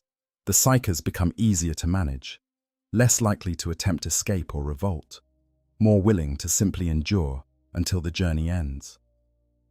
But even beyond the utility of sleep deprivation, there is a more disturbing reason for the constant light. It prevents the psychers from finding any comfort in darkness, any space where they might gather their thoughts or remember what it felt like to be themselves. The light is invasive, penetrating, and allowing no privacy and no respite. It strips away the last vestiges of dignity, reducing the prisoners to exhausted, desperate creatures who can barely remember what it was like to be human. The temperature aboard the ships is kept deliberately uncomfortable, cold enough that the prisoners are constantly chilled but not so cold as to cause hypothermia. This again serves multiple purposes. It reduces the metabolic rate, meaning the psychers require less food. It makes them lethargic, less energetic, less capable of sustained activity. And it adds to the general atmosphere of misery that pervades every corner of the holds. There is no warmth to be found anywhere, no comfort, no softness, only cold metal and colder stares from the guards who patrol past the cells. The air quality is poor, though technically sufficient to sustain life.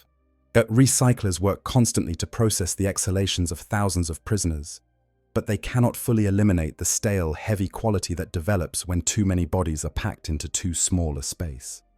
The psychers breathe air that has been breathed before, that carries traces of sweat and fear, and the waste disposal units that frequently overflow during the overcrowded conditions. Respiratory infections spread easily through the population. Coughing echoes constantly through the holds, a rhythmic reminder of shared suffering and inadequate medical care. Food is distributed through automated systems. Nutrient paste, grey and flavourless, emerges from feeding chutes at intervals that seem deliberately randomized.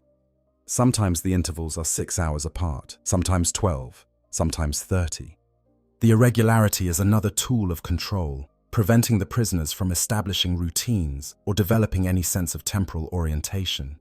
They eat when food appears, gorging themselves because they do not know when the next dispensation will come. The paste contains all necessary nutrients to sustain life, but nothing approaching pleasure or satisfaction. It is fuel, nothing more. Another reminder that they are cargo rather than people. Water is similarly rationed. Each cell receives a limited supply per day, delivered through a single spout that often malfunctions or produces flow at such low pressure that filling a container takes hours. The prisoners must share, must negotiate or fight over access, must develop hierarchies and systems, to prevent the strongest from monopolizing what little there is. Dehydration is common. A heat exhaustion occurs despite the cold temperatures, the prisoners' bodies unable to properly regulate with insufficient fluid intake. The guards do not intervene unless the situation becomes life-threatening. A few deaths from dehydration or fighting over water are acceptable losses, statistically insignificant when measured against cargoes numbered in thousands. Medical care is minimal and focused entirely on preventing contagion or mass casualties. If a prisoner develops an infection, they might receive basic antibiotics. If they break a bone, it might be roughly set and splintered. If they are bleeding from a serious wound, the bleeding might be stopped. But there is no pain management, no comfort, no attention to dignity or patient autonomy. The medici servitors and human attendants who provide such care as exists view the psychers with the same detachment one might show toward livestock. Keep them alive to reach terror. Nothing more is required or provided. Mental health, such as it is, receives no attention whatsoever. Many psychers develop or worsen existing psychological conditions during the journey. Depression is nearly universal. Anxiety disorders proliferate. Some prisoners exhibit symptoms of post-traumatic stress even before any specific trauma has occurred, their minds already anticipating the horrors that await them on terror. Others descend into psychosis, speaking to voices that may or may not be real, acting out elaborate delusions that provide temporary escape from unbearable reality. The guards ignore these manifestations unless they become disruptive. Madness is another acceptable loss, another statistic in a system designed to process souls rather than preserve them. The only interactions the psychers have with anyone outside their cells come during the periodic inspections conducted by the Sisters of Silence. These occur at irregular intervals, sometimes daily, sometimes with weeks between visits. The sisters walk through the holds in groups of 3 or 4, their null fields washing over the cells like waves of nausea and vertigo. They do not speak, obviously, bound by their vow of silence. They do not make eye contact or acknowledge the prisoners as individuals. They simply observe, their presence a test and a reminder of the futility of resistance. During these inspections, some psychers press themselves against the far walls of their cells, trying to maximize distance from the sisters and the awful void they carry with them. Others crawl forward, reaching through the bars in desperate attempts to communicate, to plead, to beg for mercy or explanation or simple acknowledgement. The sisters ignore both reactions equally. They complete their circuit, noting anything unusual, reporting serious concerns to the ship's command staff, and then they depart. And the psychers are left with the memory of that void, that absence, that reminder of how completely their abilities have been neutralized.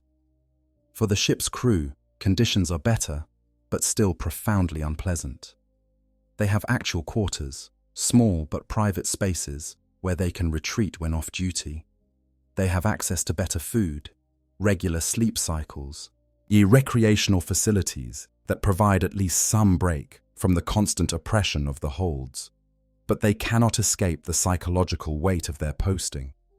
They know what cargo they carry. They hear the sounds that echo up from the holding chambers, the weeping, the screaming, the quiet prayers that go unanswered. They see the psychers when loading or unloading at various stops, see the broken, hollow-eyed creatures who bear little resemblance to the humans they once were. And they live with the knowledge that at any moment, despite all precautions, something could go terribly wrong. A Geller field generator could fail. A ward could be damaged or degraded beyond effectiveness. A psyker could prove more powerful than anticipated and find a way to access the warp despite all the suppression measures. If any of these occur, if the ship's protections are breached even briefly, demons could manifest within the holds. Thousands of terrified psychers, stripped of their mental defenses by months of deliberate psychological abuse, would be easy prey for possession. The entire vessel could be transformed into a demon-infested nightmare within hours. This has happened. Not frequently, but it has happened. There are records, buried deep in the Astra Telepathica's archives, of black ships that failed to reach Terra. Ships that sent out distress signals filled with screaming and incomprehensible languages.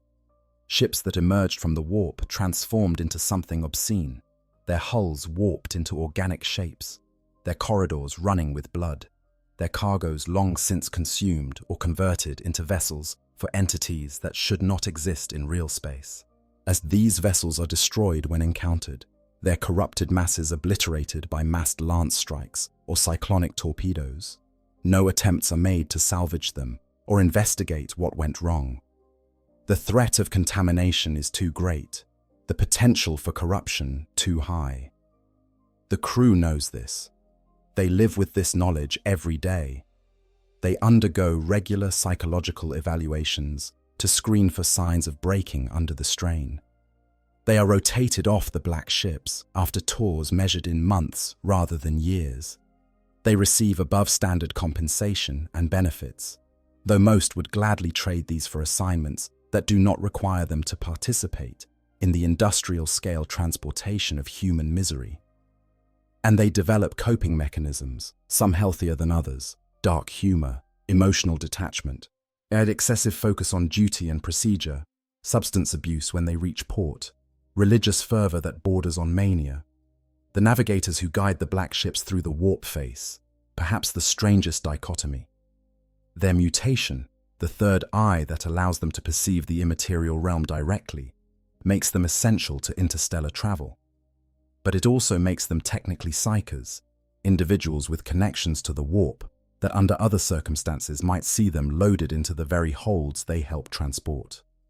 The navigator houses that serve the Adeptus Astra Telepathica, the Granicus, McPherson, and Ptolemy bloodlines, are bound by ancient contracts that privilege and protect them. But the navigators themselves must live with the discomfort of knowing they are the exception to rules that condemn thousands of others like them. These navigators perform their duties with professional competence, but many report profound existential unease about their role. They must enter the warp while simultaneously being aware that the cargo they carry is destined for destruction or transformation. They must chart courses through the Imperium while feeling the psychic pressure created by thousands of terrified souls whose fear and despair creates a kind of weight in the immaterial realm. Some develop protective mental barriers, dissociating their work from its consequences. Others seek solace in faith, convincing themselves that they serve the Emperor's will and that the suffering they enable is necessary for humanity's survival. And a very few, eventually request transfers to other fleets, unable to continue bearing the moral weight of their involvement in the tithe system. The journey from collection to arrival at Terra typically takes between 2 and 6 months, depending on the route, warp conditions, and the number of intermediate stops required. For the psychers in the holds, this time passes in a blur of misery and degradation. Days blend together without distinction. The constant light and irregular feeding schedule destroy any sense of temporal orientation. Some prisoners attempt to maintain count, scratching marks into the cell walls or keeping track through rhyme or ritual, but most lose track within weeks, surrendering to the timeless present of suffering with no clear end. They develop social structures within their cells out of sheer necessity. Someone must manage the distribution of food and water. Someone must mediate disputes before they escalate to violence. Someone must organize sleeping arrangements so that all the prisoners can at least occasionally lie down. These informal hierarchies are based sometimes on physical strength, sometimes on force of personality, sometimes on nothing more than who has managed to maintain enough mental clarity to take charge when others have descended into passivity or despair. Friendships form, though they are often fraught and desperate things. In the crushing intimacy of the cells, where personal space does not exist and every emotion is visible to everyone else, relationships develop with unnatural speed and intensity. Strangers become confidants within days, sharing secrets and fears and memories of lives that already feel impossibly distant. Some prisoners pair off romantically, seeking comfort in whatever physical and emotional connection they can create within the constraints of their situation. Others form protective alliances, groups of 4 or 5 who watch out for each other and pool resources against predation by others in the cell. Conflicts arise constantly, exacerbated by the conditions and the lack of any productive outlet for frustration or fear. Arguments over the distribution of food escalate into shoving matches. Disagreements about sleeping arrangements become violent confrontations. Accumulated grievances and frayed nerves lead to sudden explosions of rage that can leave prisoners injured or dead. The guards intervene only when such violence threatens to spread beyond individual cells or cause casualties significant enough to impact the overall cargo count. A few broken bones, or even an occasional death, is acceptable. Maintaining perfect order would require resources the ships simply do not allocate to prisoner welfare. Some psychers attempt escape, though the futility of such attempts becomes apparent almost immediately. The cells are designed to resist both physical force and psychic manipulation. The corridors beyond are patrolled by armed guards and Sisters of Silence. The ship itself is in the void, traveling through the warp, making any successful escape tantamount to suicide, even if someone could somehow fight their way to an escape pod. But desperation drives people to irrational acts. They attack guards during inspections, as trying to steal keys or weapons. They attempt to pry open cell doors despite having no tools and no realistic chance of success. They hurl themselves against the bars until bones break and flesh tears, acting out futile resistance that changes nothing but allows them to feel for a moment like they are not completely helpless. These attempts always fail. The escapees are subdued, sometimes lethally if they manage to injure a guard or sister. Their bodies are removed and disposed of. Their cellmates are subjected to extra inspections and reduced rations as collective punishment. And the journey continues, the ship sailing on toward Terra, while carrying its cargo of broken souls who grow more broken with each passing day. There is no privacy aboard the black ships, no space where a psyker can be alone with their thoughts or their grief. Every moment is shared, every sound heard by dozens of others, every emotion visible on faces that cannot hide anything when exhaustion and malnutrition have stripped away all pretense. The waste disposal units offer no shielding or separation. The feeding chutes dispense paste while everyone watches. Even sleep, when it comes in brief, fitful increments, provides no true escape. The constant light and the press of bodies and the knowledge of where they are and where they are going intrude into dreams, transforming them into extensions of waking nightmare. This totality of degradation serves a purpose beyond mere efficiency of transport. The psychers arrive at Terra having been systematically stripped of everything that might have constituted resistance or independent identity.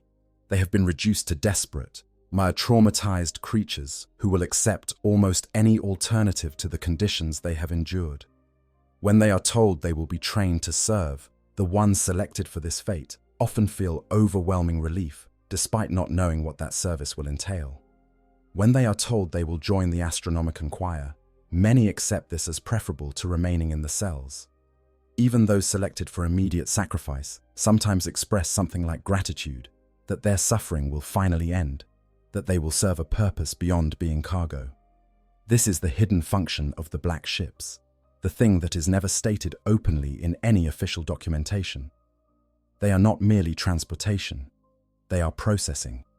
They break human beings down to raw material that can be more easily shaped to the Imperium's needs. Yes, and they do this with such ruthless efficiency that most of their cargo arrives at Terra already primed for whatever fate awaits them, too exhausted and traumatized to resist, too desperate for the journey to end to question what comes next. The disturbing reality is that this system works. The black ships deliver their cargoes to Terra successfully the vast majority of the time. Losses during transport, while not insignificant, remain within acceptable parameters. The psychers who survive the journey are, on the whole, more tractable and easier to process than they would be if transported under more humane conditions. And the Imperium gains what it needs: a steady supply of psychically gifted individuals who can be sorted, trained, or sacrificed according to the necessities of maintaining humanity's grip on the stars. But the cost, measured in human suffering, measured in souls ground down and spirits broken, Measured in the countless small deaths of hope and dignity that occur in every cell on every journey, this cost is staggering in ways that statistics cannot capture. The black ships are floating prisons of despair, engines designed to extract every last vestige of resistance from their cargo and replace it with submission born of exhaustion and trauma. They transform people into problems solved, into resources allocated, into fuel for the great machine.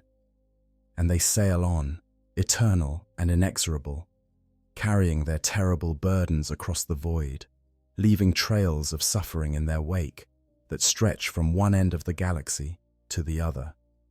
Sorting the damned, judgment at Terra's gates. The arrival at Terra is not marked by fanfare or ceremony. There are no welcomes, no acknowledgements of journeys survived or ordeals endured. The black ships simply slot into designated orbits among the crowded traffic lanes that surround humanity's ancient homeworld, joining the endless stream of vessels that carry goods and pilgrims and tribute from across the Imperium. To external observers, the black ships are just another component of the logistical miracle that keeps Terra supplied and functioning. Nothing in their external appearance suggests the human cargo they carry or the fates that await those souls. But within the ships, the psychers know. They feel it when the warp transit ends and the vessel emerges into real space. They feel it when the engines change their rhythm, shifting from the patterns of interstellar travel to the subtler adjustments required for orbital maneuvering. And they feel it when the Sisters of Silence appear in greater numbers than usual, beginning the process of organizing the cargo for offloading. This is what they have been traveling toward for months. This is the moment when whatever small hopes they might have maintained will either be confirmed or obliterated. The sorting actually begins during the journey, conducted by adepts of the Adeptus Astra Telepathica who travel aboard each black ship for exactly this purpose. These individuals, senior members of the organization who have dedicated their lives to the identification and evaluation of psychic talent, move through the holds, conducting preliminary assessments. They observe the prisoners through their cells, noting who maintains composure under stress and who has descended into madness. Yet they review reports from the guards about behavior during the journey. They conduct brief psychic probes when the ships emerge from the warp, using their own abilities to gauge the power levels and stability of the cargo. This preliminary sorting divides the psychers into broad categories before they even reach Terra. The strongest and most stable are marked for potential training, destined for the Scholastica Psychana, and the long process that might transform them into sanctioned servants of the Imperium. The moderately powerful but less stable are designated for the Astronomicon, where their inevitable deaths can at least serve a purpose. The weakest, those whose psychic abilities are barely detectable or whose minds have been too damaged by the journey to function effectively, are marked for immediate sacrifice. Yet their essence will feed the Golden Throne and help sustain the Emperor's fading life. But these are not final determinations. They are preliminary assessments, subject to revision once the cargo reaches the facilities on Terra, where more thorough evaluation can be conducted. The adepts who make these initial sorts understand that they are working with imperfect information, making judgments based on observations conducted under the worst possible conditions. A psyker who appears unstable aboard the black ship might simply be reacting normally to intolerable circumstances. A psyker who seems weak might be suppressing their abilities so thoroughly that their true potential cannot be detected. The real sorting happens on the ground, in the City of Sight, and where centuries of accumulated expertise and specialized equipment can provide more accurate measurements. The offloading process is conducted with the same ruthless efficiency that characterized loading. The psychers are organized into groups based on their preliminary classifications. They are loaded onto transport shuttles, still restrained, still under guard, and ferried down to Terra's surface. The descent takes them past the Magadan orbital construct, the massive space station that serves as the headquarters for the League of Black Ships, down through the atmospheric layers that are thick with pollution and transport traffic, toward landing zones on the planet below. Terra, Holy Terra, the birthplace of humanity, the seat of the Emperor's power, the center of an empire that spans the galaxy. For most Imperial citizens, but the mere prospect of visiting Terra fills them with religious awe.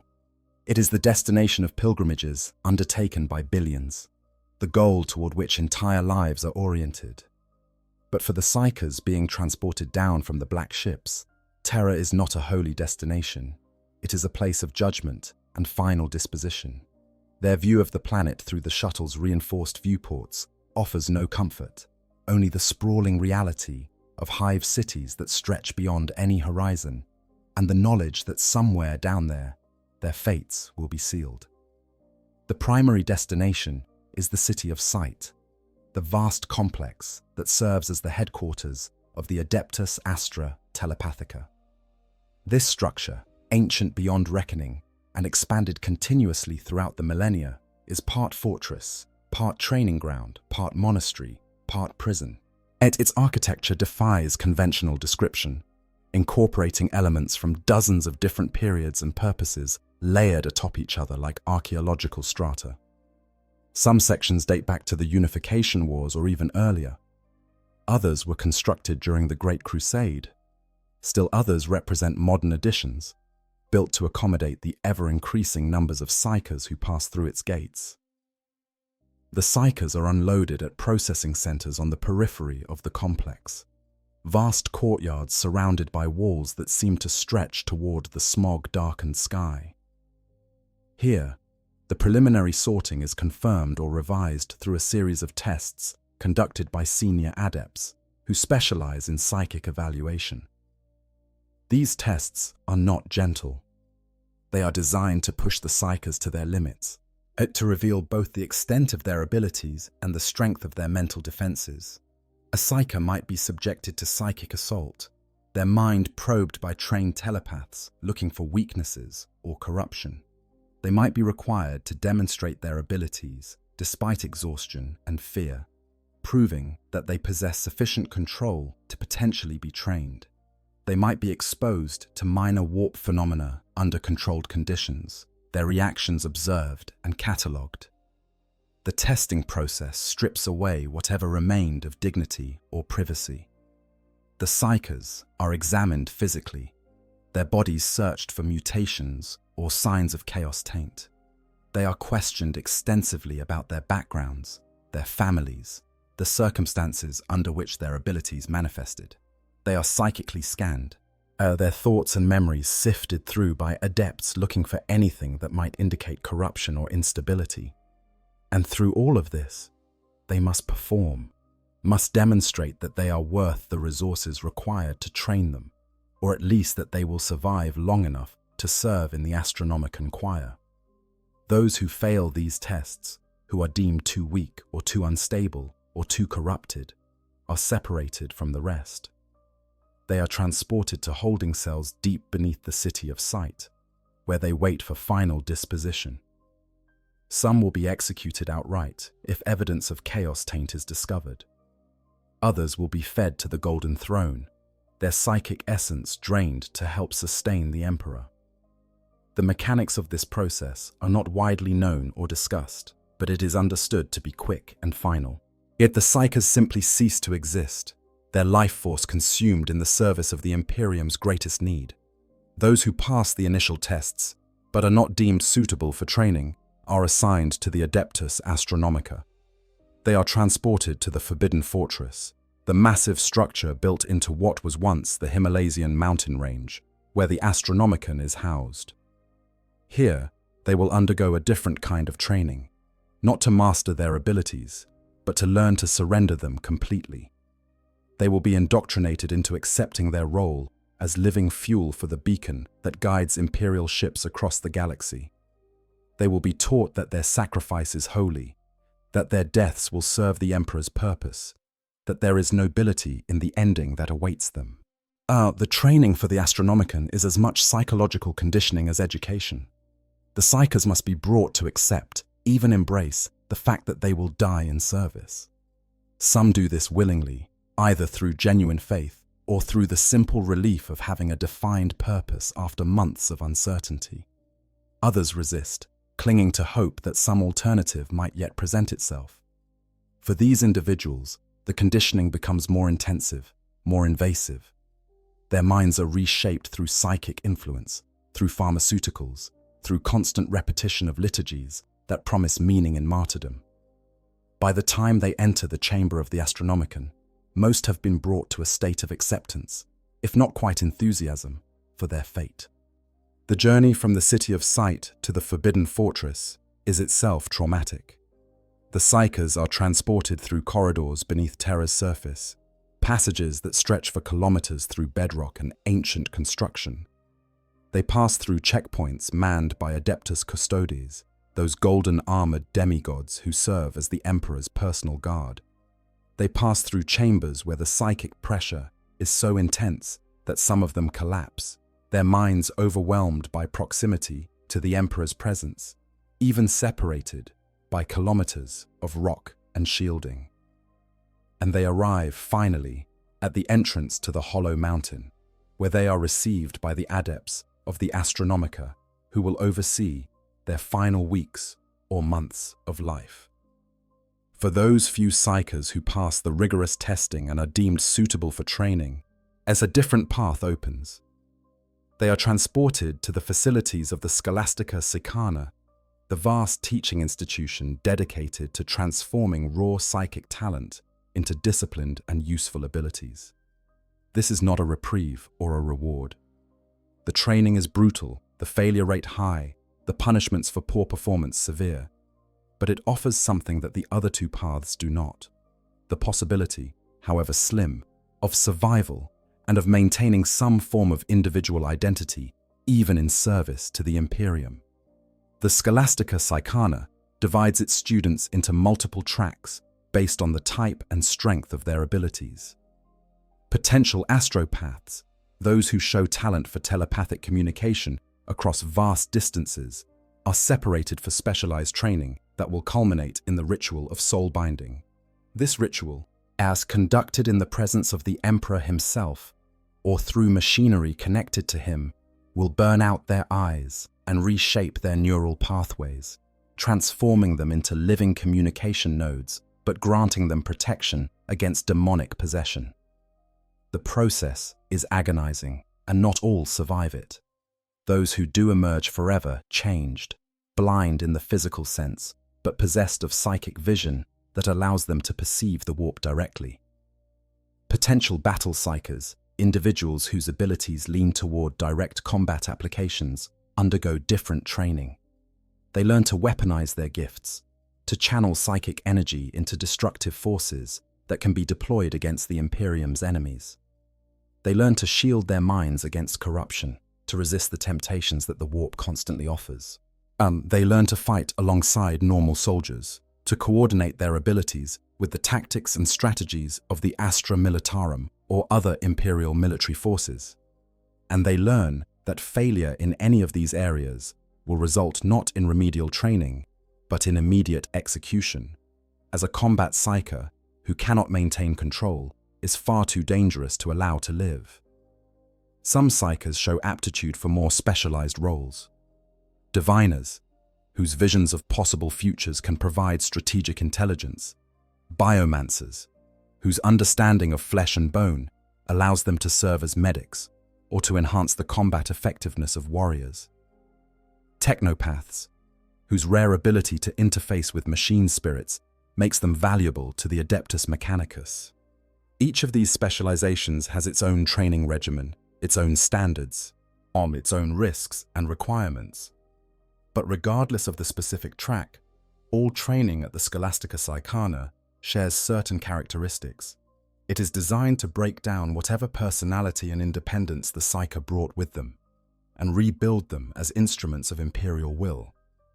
The students are subjected to constant psychic pressure, forced to maintain control of their abilities, even under conditions of extreme stress.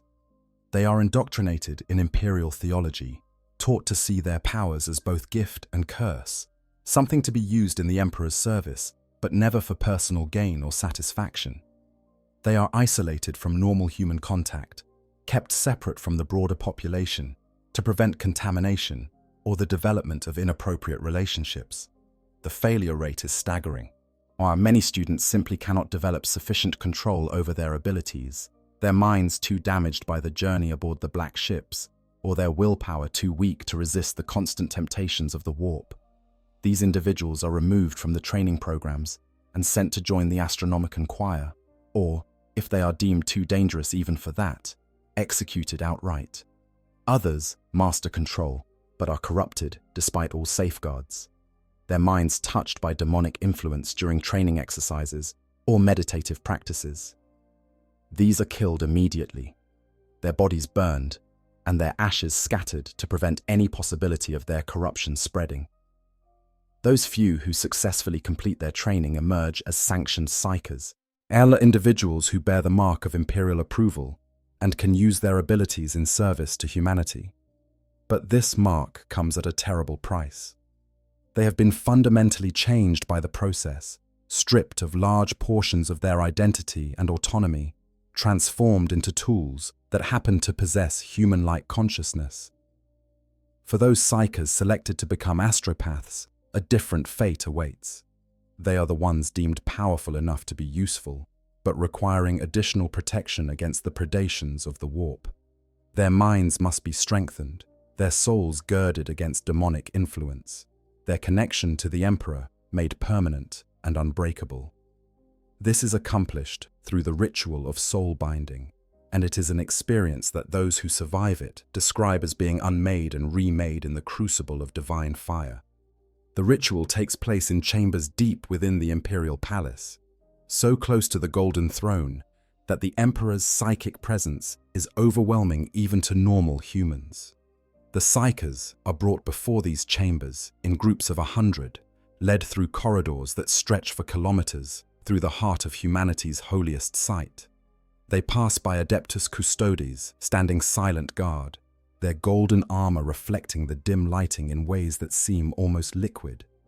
They pass through checkpoints, where servitors and tech priests verify their identities and fitness for the ritual.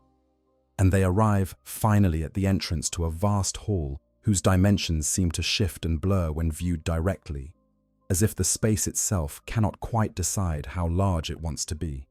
The psychers are arranged in concentric circles on the chamber floor, positioned according to protocols that have been followed for 10,000 years. They kneel, their heads bowed, their minds already beginning to perceive something of the vast presence that waits beyond the chamber's far wall. The Emperor is there, separated from them by kilometers of stone and machinery and psychic shielding, yet somehow also present in the room with them, his attention turning toward them, like the gaze of a star. For most of the psychers, this is the closest they will ever come to the being they have been taught to worship, and the experience is overwhelming before the ritual even begins. What happens next is difficult to describe because those who experience it struggle to find words adequate to the task. The Emperor's psychic might, a tiny fragment of his vast consciousness, reaches out to each psycher simultaneously. It enters their minds not gently, but with the force of a tidal wave crashing against a shoreline. It examines them, evaluates them, judges them worthy or unworthy in an instant that somehow also lasts for hours. And then, for those who pass this final test, it begins the process of transformation. The psychers describe it as being touched by golden fire that burns without heat. Their minds are reshaped, their neural pathways reconfigured, their very souls restructured to incorporate a fragment of the Emperor's own psychic essence. The experience is agonizing beyond any physical pain they have ever known. It is not merely that it hurts, though it does, terribly. It is that they are being fundamentally altered at a level so deep that their sense of self, of who and what they are, undergoes forced metamorphosis. Or they feel themselves being dissolved and reconstituted, their identities fragmented and then reassembled in slightly different configurations. Many do not survive. The ritual claims lives even among psychers who have been carefully selected for their strength and stability. Some simply cannot withstand the psychic pressure, their minds shattering like glass under too much force.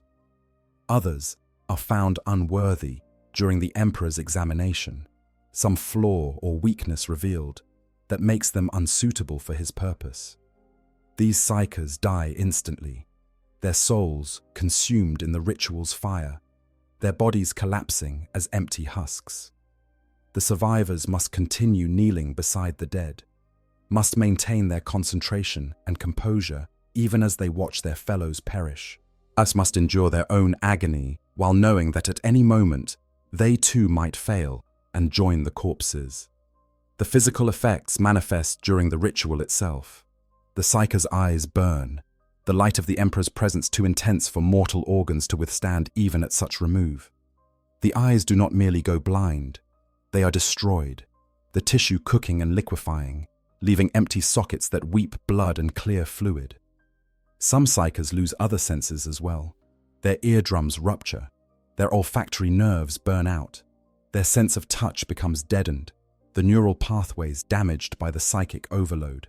The ritual takes from them in proportion to what it gives, extracting a price in flesh for the gift of strengthened souls.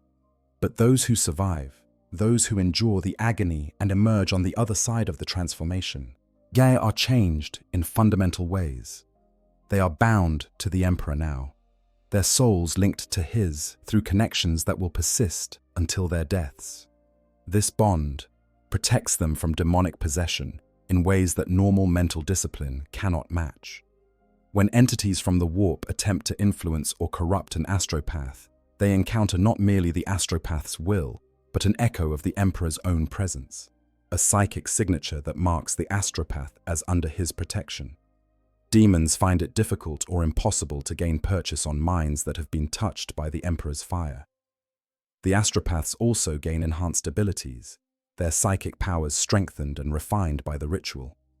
Where before they might have struggled to send thoughts across a few light years, and now they can project messages across entire sectors of the galaxy. They become nodes in the vast astropathic network that allows the Imperium to communicate across interstellar distances, receiving and transmitting thoughts encoded in symbolic imagery and psychic resonance. Their blindness becomes irrelevant as they develop forms of psychic perception that allow them to navigate and function nearly as well as sighted individuals. Some even claim that their new vision, their ability to perceive the currents and eddies of the warp directly, is superior to physical sight for their purposes. But the cost of these gifts cannot be understated. The astropaths are forever changed, their bodies maimed and their minds reshaped in ways that distance them from normal humanity. They can never see another sunset or gaze upon a loved one's face. They can never taste food properly or feel the textures of fabric and skin with full sensitivity. They live in a world of psychic impression and abstraction, their perceptions filtered through abilities that make them useful to the Imperium, but isolate them from the experiences that define human existence. They serve wherever they are assigned, embedded aboard ships, or stationed at communication facilities, or attached to military commands that require reliable long-distance communication. Their lives are not their own. The Adeptus Astra Telepathica maintains ownership of their service, assigning them to various imperial organizations according to need and priority. An astropath might spend decades aboard a single vessel, forming relationships with the crew and captain, only to be reassigned without notice to serve on a different ship or at a ground-based facility. They have no families, no homes, no lives outside their function as communication nodes. And they die young, even by the standards of those who survive the ritual. The constant use of their abilities wears them down, the repeated projections of their consciousness into the warp, taking incremental tolls that accumulate over years. An astropath who survives soul binding might serve for 20 or 30 years before the accumulated damage becomes too much. Some last longer, achieving ages of 50 or 60 years, but these are exceptions. Most burn out well before they reach what would be considered old age in normal circumstances, their minds exhausted by the demands placed upon them, in their bodies failing as psychic strain manifests in physical deterioration. The Imperium considers this acceptable. Astropaths are essential to maintaining coordination across its vast territories. Without them, fleet movements could not be coordinated. Governors could not receive orders from Terra. Military campaigns would collapse into chaos as communication failed. The 20 or 30 years of service extracted from each astropath, multiplied across tens of thousands of such individuals serving simultaneously, provides the communication infrastructure upon which everything else depends. That they die young, that they suffer constant psychic strain, that they live isolated lives defined entirely by service. These are prices the Imperium willingly pays. But the ritual of soul binding represents a different kind of consumption than the Astronomicon. Where the choir burns psychers for their raw energy, the ritual transforms them into tools that wear out gradually through use. Both processes consume human lives and potential. Both extract maximum value from the psychically gifted before discarding them. But the astropaths at least get to live for a while, to have experiences, and make choices within the narrow parameters of their service, to maintain some semblance of individual identity even as they fulfill their functions. It is a marginally less cruel fate than immediate sacrifice, though whether the years of service justify the agony of transformation remains a question that different astropaths answer differently. At sanctioned service, the lucky few, the smallest percentage of psychers collected by the black ships, perhaps 1 in 100 or fewer, are deemed suitable for training as sanctioned psychers who will serve the Imperium in roles beyond communication or sacrifice. These are the individuals who possess both significant psychic power and sufficient mental fortitude to potentially master their abilities without extensive soul binding. They are the rare souls who might become battle psychers for the Astra Militarum, sanctioned members of the Inquisition, or specialists serving other imperial organizations that require psychic capability. For these psychers, the journey through the Scholastica Psychana represents something that might charitably be called opportunity, though it comes wrapped in brutality and trauma. The training is designed to break them down completely and rebuild them as instruments of imperial will. They are stripped of their names and given numerical designations. They are isolated from normal human contact, prevented from forming attachments or maintaining connections to their previous lives. They are subjected to constant psychic pressure, forced to maintain control of their abilities, even under conditions deliberately designed to induce stress and fear. The curriculum combines practical instruction in the use of psychic powers with heavy indoctrination in imperial theology. The students learn to channel their abilities into useful forms: telekinesis for moving objects or defending against attacks, pyromancy for combat applications, divination for intelligence gathering, biomancy for healing or enhancement of physical capabilities. But they also spend hours each day in prayer and meditation, absorbing lessons about the Emperor's divinity, the dangers of the warp, the privilege of service, and the fate that awaits those who fail or fall to corruption. The training environment is harsh in ways that go beyond mere difficulty. The students are kept on minimal rations, enough to sustain life, but not enough for comfort. They sleep in bare cells with no amenities or personal possessions. They are monitored constantly, their thoughts probed regularly by instructors looking for any sign of weakness or taint. They compete against each other for resources and recognition, encouraged to see their fellow students as rivals rather than allies. And they live with the knowledge that failure means death, as that any misstep or loss of control will result in immediate execution. The casualty rate during training is staggering. Some students die from simple exhaustion or malnutrition, their bodies unable to sustain the demands placed upon them. Others die during training exercises when they lose control of their abilities, and the resulting psychic backlash kills them or those around them. Still others are executed when instructors detect signs of corruption, their minds touched by demonic influence despite all precautions. The training facility maintains crematoriums that operate continuously, disposing of bodies at a rate that would shock anyone outside the system. Those who survive emerge fundamentally changed. They have been conditioned to obey, without question, as to view their abilities as tools to be used only in service of imperial objectives, to see themselves as weapons rather than people. Their psychic powers are now disciplined and controlled. capable of being deployed reliably in combat or other high-stress situations. But they have lost most of what made them individuals. Their personalities have been sanded down to remove any rough edges that might interfere with perfect obedience. Their desires and preferences have been suppressed or eliminated entirely. They exist to serve, and serving is all they know. These sanctioned psykers are deployed across the Imperium according to need. Battle psykers are assigned to Imperial Guard regiments, where they serve under the watchful eyes of commissars who have standing orders to execute them at the first sign of corruption. They fight on the front lines, using their abilities to destroy enemy vehicles, shield troops from enemy fire, or assault the minds of opposing commanders.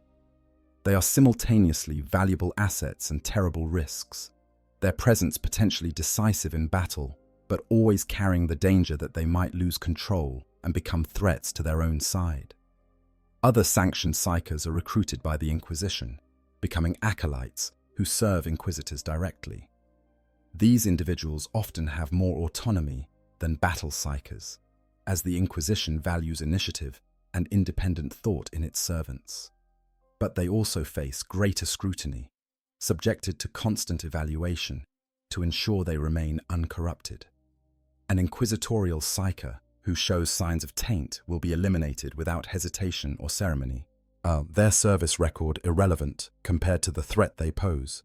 Some sanctioned psykers find positions with other imperial organizations, the Adeptus Mechanicus, which values technopaths who can interface with machine spirits, the Administratum, which employs diviners who can help predict resource needs or identify inefficiencies, even the Ecclesiarchy, which despite its general distrust of psykers, recognizes that some roles require psychic capability.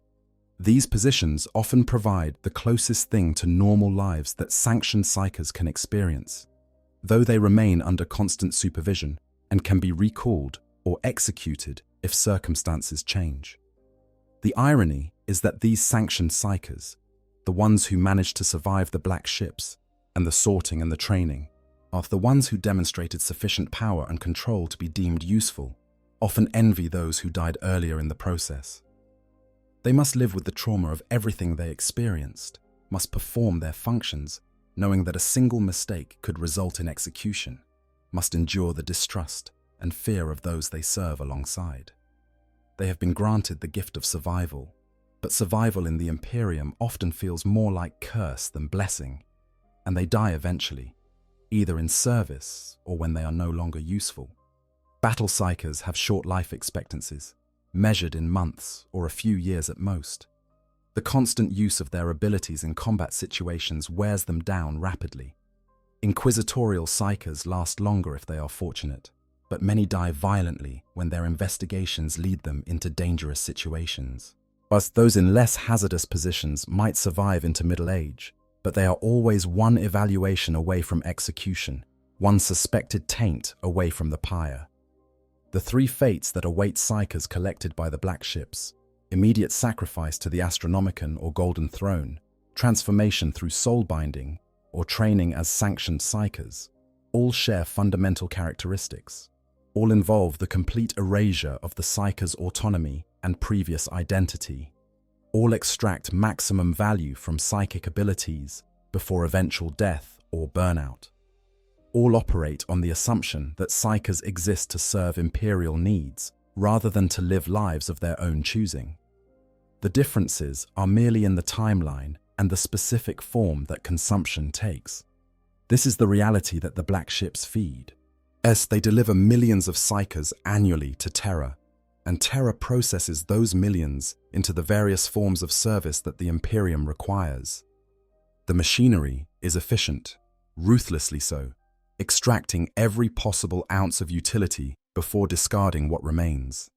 And it continues, day after day, year after year, consuming souls in the name of humanity's survival, transforming people into resources, grinding individual lives into aggregate statistics that justify the whole monstrous system. The Great Rift, a broken system. under impossible strain.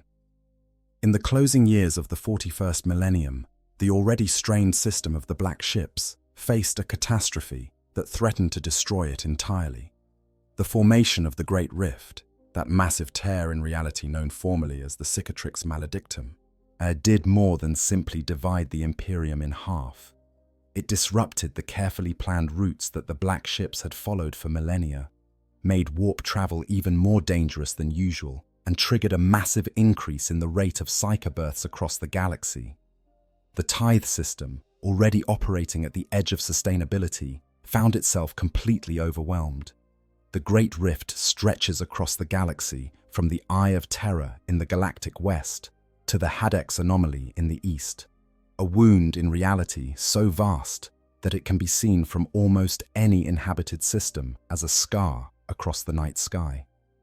Where it exists, the boundary between the material universe and the warp becomes dangerously thin. Travel through or near the rift is extraordinarily hazardous, and with warp storms of unprecedented ferocity, making even short journeys potentially deadly. And the psychic shockwave of its creation, felt across the entire galaxy, had effects on human populations that are still being catalogued and understood. One of the most immediately apparent effects was what became known as the psychic awakening.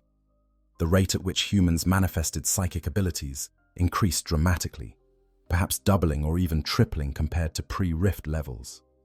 Children who might have lived their entire lives without their latent abilities ever activating suddenly found themselves able to perceive and manipulate warp energies. Adults who had shown no previous signs of psychic sensitivity began experiencing visions or manifesting telekinetic phenomena. The total number of psykers in the Imperial population exploded, and with it, the demand for Black Ship services.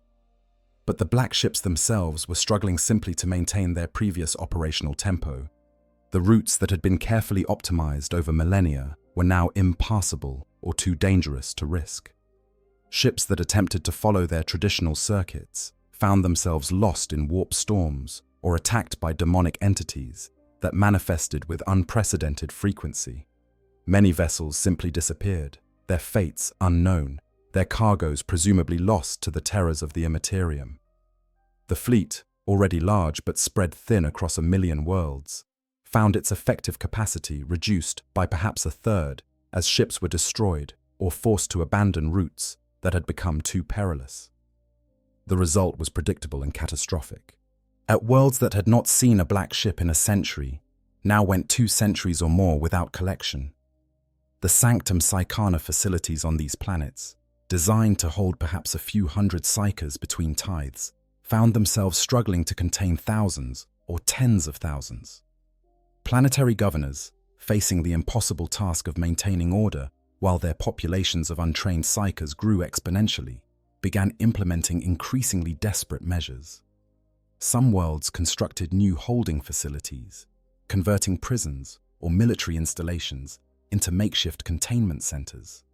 These facilities lacked the specialized wards and Geller fields of proper Sanctum Psychana structures, making them dangerous both for the psykers held within and for the population surrounding them. Breakouts became common, as did psychic incidents where overwhelmed or undertrained guards failed to prevent catastrophe. Entire cities were lost when particularly powerful psykers lost control or were possessed by demonic entities. Other worlds, unable to build adequate facilities or unwilling to dedicate the resources required, resorted to summary execution. Psykers were killed immediately upon identification, their bodies burned and their ashes scattered to prevent any possibility of warp-based resurrection or haunting. This solved the immediate problem of overflow, but created new difficulties. The executed psykers might have included individuals powerful or stable enough to serve the Imperium, resources that were being wasted out of desperation. And the executions themselves often triggered psychic backlash, while the dying psyker's abilities erupting uncontrollably in final moments, causing casualties among the execution squads and nearby civilians. A few worlds attempted to train their psykers locally, establishing their own schools and attempting to create sanctioned psykers without sending them to Terra. This was technically heresy, a violation of imperial law that mandated all psykers be surrendered to the black ships. But some governors, facing populations on the verge of catastrophe and with no black ship arrival expected for decades or centuries, decided that local sanctioning was preferable to the alternatives. Most of these attempts failed disastrously, as the governors lacked the expertise and resources necessary to properly train psykers. The sanctioned psykers they produced were often little better than rogue witches, their abilities poorly controlled, and their minds vulnerable to corruption. The situation in the Imperium Nihilus, the half of the galaxy beyond the Great Rift, where the Astronomican's light was obscured or completely invisible, was even worse. These worlds were cut off not merely from the black ships, but from almost all contact with the broader Imperium. They faced the rising tide of psyker manifestations with no hope of relief, no expectation that the tithe system would eventually come to collect the accumulated backlog. Some worlds descended into complete chaos as unsanctioned psykers became de facto rulers, their abilities giving them power that normal humans could not match. Others instituted draconian purges, executing anyone who showed even the slightest hint of psychic sensitivity. The Adeptus Astra Telepathica, recognizing that the traditional system was failing, implemented emergency measures. Black ships that had survived the initial chaos of the Rift's formation were redirected to priority worlds, those with the largest accumulated populations of psykers or the greatest strategic importance. These ships would make abbreviated circuits, collecting as many psykers as possible before their holds were full, and then returning directly to Terra rather than continuing their traditional routes.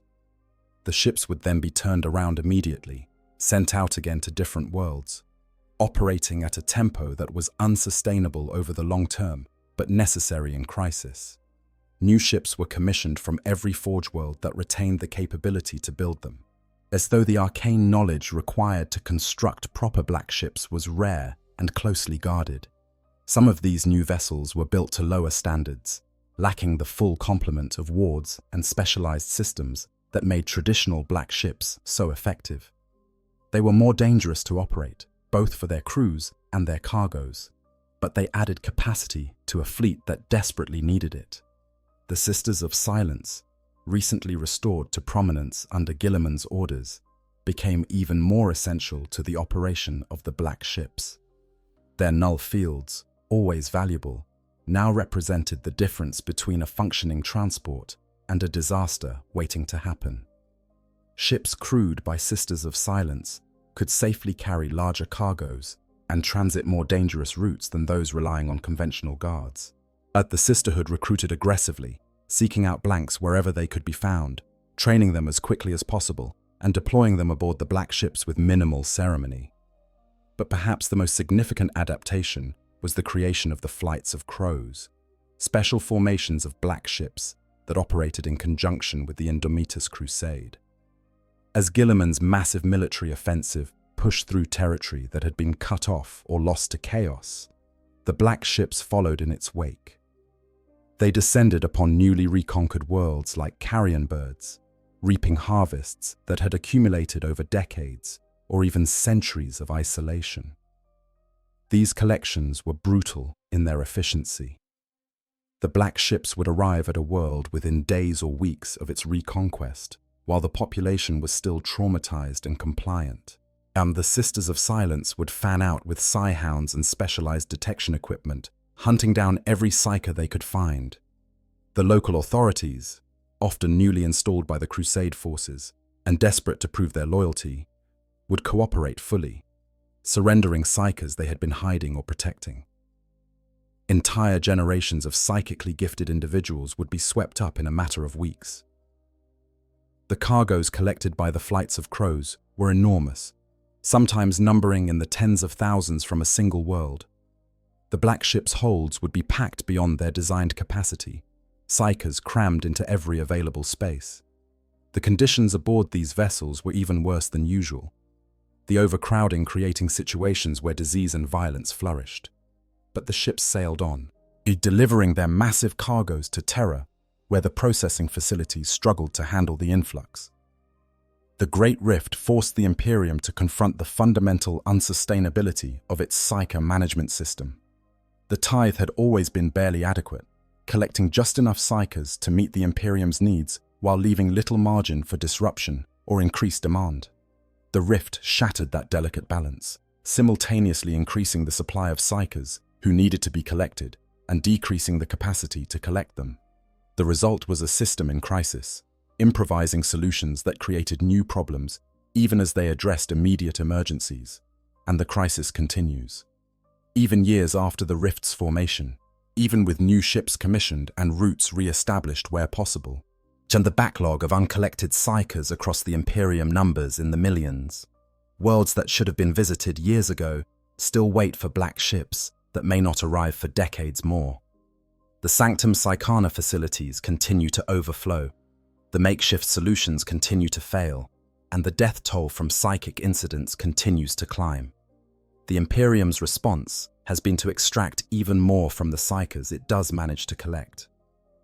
The standards for selection have been loosened, with individuals who might previously have been deemed too weak or unstable now being accepted for training or service in the Astronomicon. The training at the Scholastica Psychana has been shortened, producing sanctioned psykers whose control is shakier and whose long-term survival prospects are diminished. Yet the choir that powers the Astronomicon has been expanded, drawing more heavily on the supply of collected psykers to ensure the beacon remains strong despite the disruptions caused by the Rift. Every adjustment, every emergency measure, every compromise in standards or procedure represents a human cost that cannot be fully calculated. More psykers die during transport because the overcrowded ships cannot maintain adequate life support. More die during training because the accelerated programs do not provide sufficient time to develop proper control. More die in service because they were sent into the field before they were truly ready. The system is consuming souls at an even faster rate than before, grinding them up with reduced efficiency but increased desperation. And there is no end in sight. The Great Rift shows no signs of closing. While the rate of psyker births remains elevated, the black ships continue their circuits, collecting what they can, leaving behind what they must, operating at a tempo that everyone knows cannot be sustained indefinitely, but which must be sustained because the alternative is civilizational collapse. The tithe must be paid, the harvest must continue, the machine must keep turning even as its gears grind themselves to pieces. This is the reality of the Imperium in the era Indomitus, a system already monstrous and cruel, now pushed beyond its breaking point, improvising horrors on top of established horrors, consuming more souls more quickly because it must, because there is no alternative that does not end in darkness and demonic triumph. The black ships sail on, more numerous than ever, but still not numerous enough. Gathering up the psychically gifted from worlds that cry out for help, and worlds that have forgotten what help looks like, feeding an empire that devours its own children to avoid being devoured by forces from beyond reality. The moral calculus, necessary genocide, to understand the full horror of the black ships, to truly grasp what they represent in the broader context of the Imperium's moral landscape, we must confront a question that has no comfortable answer. Is this system of industrial-scale human sacrifice justifiable? Can the magnitude of suffering it causes, the millions of lives consumed annually, the countless families torn apart, and children condemned to death or transformation, can all of this be justified by the argument that it prevents even greater suffering? The Imperium's answer is an unequivocal yes. While from the perspective of those who administer the tithe, who manage the black ships, who sort the psykers and assign them to their various fates, there is no moral question at all. The math is simple and irrefutable. Unsanctioned psykers represent existential threats to humanity.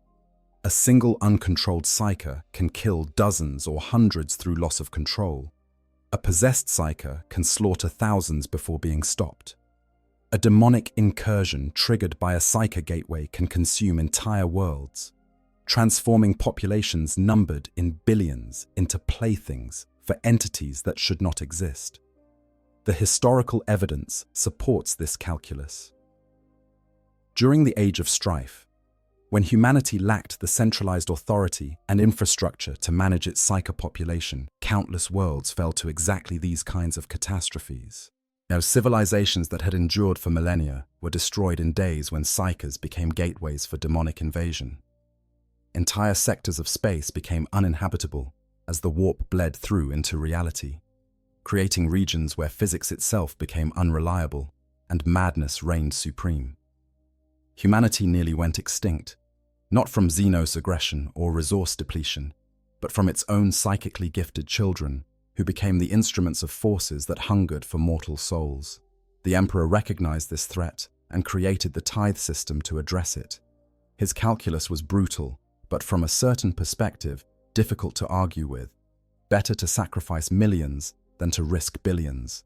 Better to control and contain every psyker than to allow even one to slip through the cracks and become a gateway. Or better to build an empire on foundations of necessary evil than to allow humanity to destroy itself through unchecked psychic catastrophe. The black ships are the physical manifestation of this logic, the instrument through which the Imperium prevents repetition of the horrors that nearly ended the species. But this justification, coherent as it might be in abstract strategic terms, becomes far more difficult to maintain when confronted with the concrete reality of individual cases. Consider a child of 8 years old, manifesting minor telekinetic abilities that allow them to move small objects with their mind. The child means no harm, loves their family, dreams of a future that will now never arrive. The black ships come, and the child is taken. Perhaps they are powerful enough to survive the journey and the sorting, as to endure the training and emerge as a sanctioned psyker who serves for a few years before dying in battle. Perhaps they are deemed suitable for the Astronomicon and burn out slowly over months, their young life consumed to power a beacon they do not understand. Perhaps they are killed immediately, judged too weak to be useful, their psychic essence fed to the Golden Throne. In all these scenarios, the child's autonomy, their potential, their right to exist as anything other than a resource to be exploited, is completely disregarded. They are not seen as a person with inherent value, but as a problem to be managed, a threat to be neutralized, or a tool to be utilized. The fact that they have done nothing wrong, that their abilities manifested through no choice of their own, that they might have lived peaceful and productive lives if given the chance, none of this matters. They are psykers, and therefore they are condemned. Multiply this individual tragedy by millions, by the sheer scale of the tithe operating across a galaxy of 1,000,000 worlds, and the moral horror becomes impossible to ignore. The Imperium is not merely executing criminals or enemy combatants. It is conducting systematic genocide against an entire class of its own citizens, defined not by their actions or choices, but by a genetic trait over which they have no control. The fact that some psykers do become dangerous, that the threat they represent is real and documented, does not erase the injustice done to those who would never have posed any threat if left alone. And the cruelty of the system extends beyond the psykers themselves to their families and communities. Parents who lose children to the black ships often never recover from the trauma. They live with guilt, wondering if they could have hidden their child better or fled further. They live with grief, mourning someone who is not quite dead but is lost to them forever. They live with the knowledge that they were complicit in their child's fate, that reporting the manifestations or surrendering them to the authorities was the legally required course of action, but feels like betrayal nonetheless. Communities that have lost substantial numbers of their young to the black ships develop collective traumas that persist across generations. The elderly remember the last tithe. They remember watching friends and relatives being loaded onto the transport barges, and they pass these memories and the associated fear to their children and grandchildren. The fear becomes part of the cultural background, an accepted fact of imperial life that everyone pretends is necessary and proper, while secretly dreading the moment when it might touch their own families. The psychological toll on those who administer the system is similarly profound, though less often acknowledged. The Arbites who capture psykers, the guards who oversee the Sanctum Psychana facilities, the crew members who serve aboard the black ships, the adepts who conduct the sorting on Terra. All these individuals must find ways to live with their participation in industrial-scale suffering. Some adopt ideologies that frame their work as holy service, convincing themselves that they are saving humanity through their actions. Others develop emotional callousness, distancing themselves from the human cost by viewing the psychers as less than fully human. Still others break under the strain, succumbing to depression or moral anguish or simple exhaustion. And what of the Sisters of Silence, those blanks who make the whole system possible? They are perhaps the most tragic figures in this entire operation. They are born cursed, rejected by normal humanity, capable of causing profound discomfort in everyone they encounter. The Imperium offers them purpose and community, a place where their curse becomes a gift, where their abilities serve vital functions. But the price is that they must spend their lives causing suffering to others like themselves, i.e. to psychers who are also outcasts and victims of genetic chance. The sisters maintain their vigils in silence, unable even to speak about the moral weight of what they do, unable to process or share the burden of their role in the system. The defenders of the tithe system argue that all of this suffering is necessary, that there is no alternative that would not result in even greater catastrophes. And they are probably correct, at least within the constraints of the universe as it exists. The warp is real. Demons are real. The threat of psychic catastrophe is documented and ongoing. In the absence of some other solution, some way to safely manage or neutralize psychic abilities that does not require the black ships and everything they represent, the system must continue, because the alternative is species extinction. But necessity does not erase moral culpability. The fact that the Imperium must do these terrible things to survive does not make them less terrible. It does not transform evil into good or suffering into blessing. It simply means that the Imperium has been forced into a position where it must choose between different kinds of horror, and it has chosen the horror that consumes millions rather than the horror that might consume billions. This is a choice driven by arithmetic rather than ethics, by survival instinct rather than moral principle. And perhaps that is the most disturbing aspect of the entire system. The Imperium has become so accustomed to this moral calculus, to weighing lives against lives and choosing the lesser evil, that it has lost the capacity to feel appropriate horror at what it does. Yet the black ships are treated as routine operations, their terrible work normalized through familiarity and bureaucratic procedure. The psychers are processed like any other resource, their suffering catalogued in reports and statistics that drain it of human meaning. The system operates with mechanical efficiency, grinding forward year after year, and everyone involved simply accepts that this is how things must be.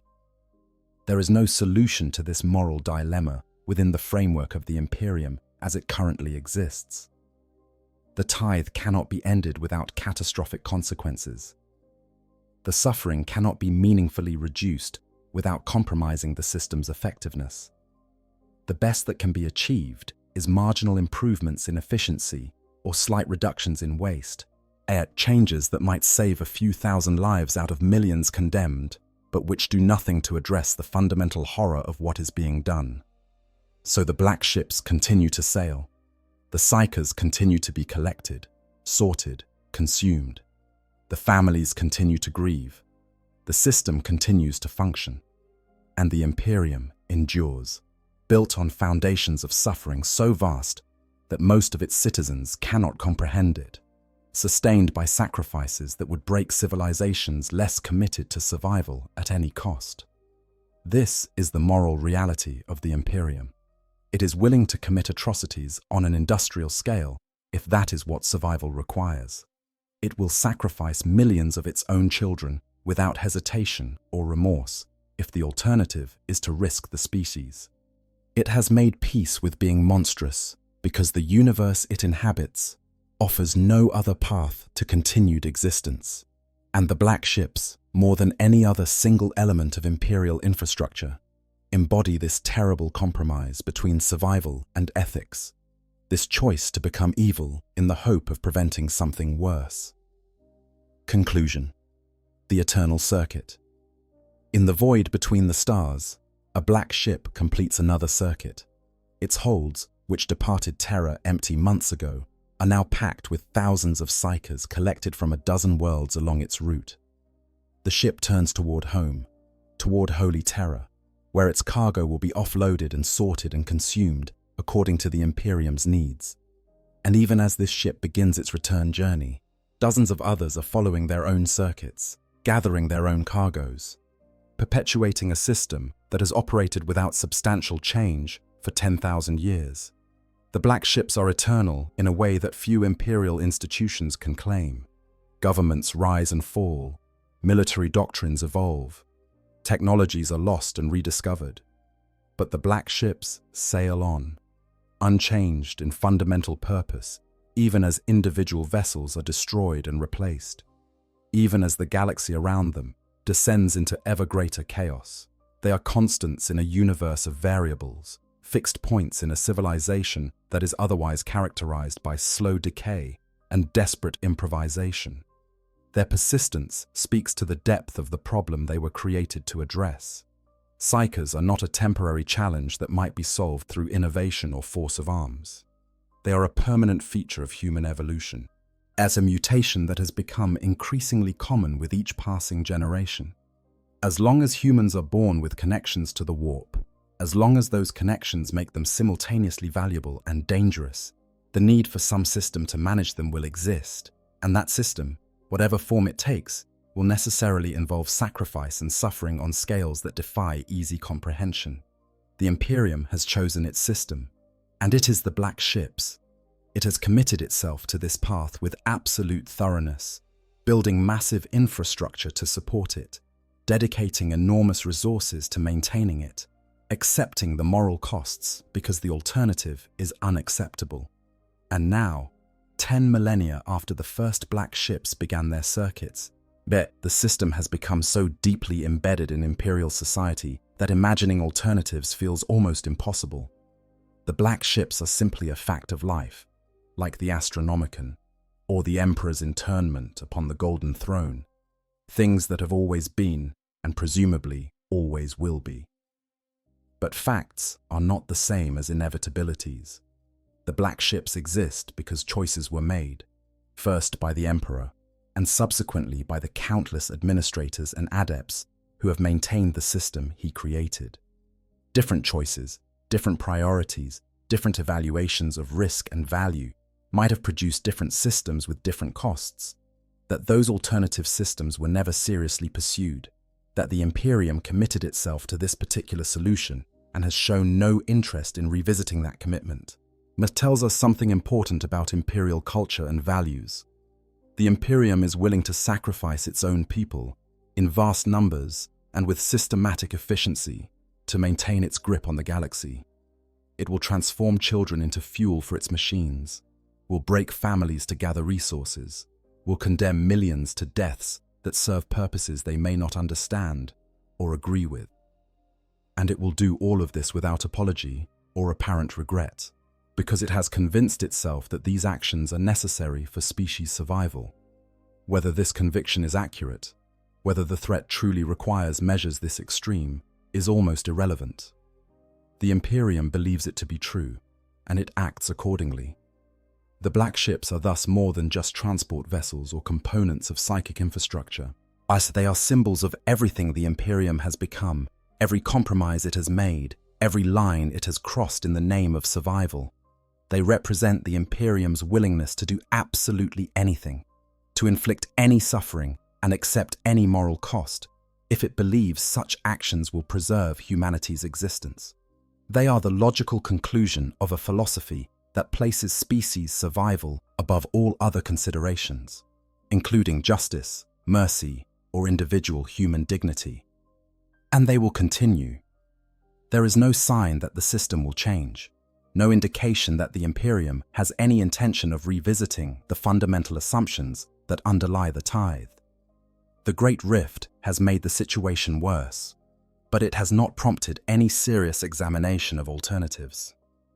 The response has been to expand the existing system, is to build more black ships and collect more psychers and process them more quickly, not to question whether this is the best or only way to address the challenge. The Imperium knows one solution to the psyker problem, and it will continue applying that solution with increasing intensity until either the problem is solved or the Imperium collapses under the weight of its own contradictions. For the psykers themselves, for the families torn apart, for the communities traumatized by the tithe, there is no comfort to be found in this analysis. Understanding why the system exists does not make it less cruel. Acknowledging the reality of the threat does not erase the suffering inflicted by the response. The black ships will come for them as they have come for millions before, and they will be powerless to resist or escape. When they will be taken from everything they know, transported across the galaxy, under conditions designed to break them, sorted according to criteria they do not understand, and consumed in ways that serve purposes they may never comprehend. And yet life continues. Children are born, some with psychic gifts and some without. Families form and grow despite knowing that the black ships might one day tear them apart. Communities endure even in the shadow of the tithe. Because what other choice is there? To give up, to refuse to live and love and hope simply because the future might bring horror, would be to surrender to the darkness before it even arrives. So people persist, carrying on with their lives in full knowledge that the black ships sail the void and might arrive at any moment, in accepting this reality because they have no power to change it and no alternative to offer. The disturbing reality of the black ships is that they are both necessary and unforgivable, both essential infrastructure and systematic atrocity. They save the Imperium by consuming its children. They preserve humanity by destroying millions of individual humans. They maintain civilization through actions that any civilization claiming moral legitimacy should reject absolutely. This contradiction, this fundamental tension between what the Imperium must do and what it should never do, defines not just the black ships, but the entire edifice of imperial power. In the grim darkness of the far future, where there is only war and the laughter of thirsting gods, yet the black ships represent a choice that humanity has made, to become monstrous in the hope that monstrosity might prove sufficient to ensure survival. Whether this choice was wise, whether it could have been avoided, whether the price paid justifies the continuation purchased, these questions have no answers that provide comfort or clarity. There is only the reality of the ships sailing their circuits, gathering their cargoes, feeding the machine that devours souls in the name of protecting humanity from itself. The black ships are eternal. They are necessary. They are unforgivable. And they will continue, casting their shadow across a million worlds until either the Imperium falls or the stars themselves burn out. This is their reality. This is their purpose. This is their curse. And this is the price that humanity pays for survival in the grim darkness of the far future. If you found this deep dive into one of Warhammer 40k's darkest institutions compelling, make sure to like this video and subscribe to the channel for more explorations of the grimdark universe. The horrors of the Imperium run deep, and there are countless more stories waiting to be told about the systems and sacrifices that keep humanity clinging to existence in an uncaring cosmos. Until next time, the Emperor protects. But sometimes, what he protects us from is matched only by what he demands in payment. I hope you guys enjoyed the story. Make sure to hit the subscribe, like, share button, whatever you want. Give me some feedback if there's any. And yeah, sleep well.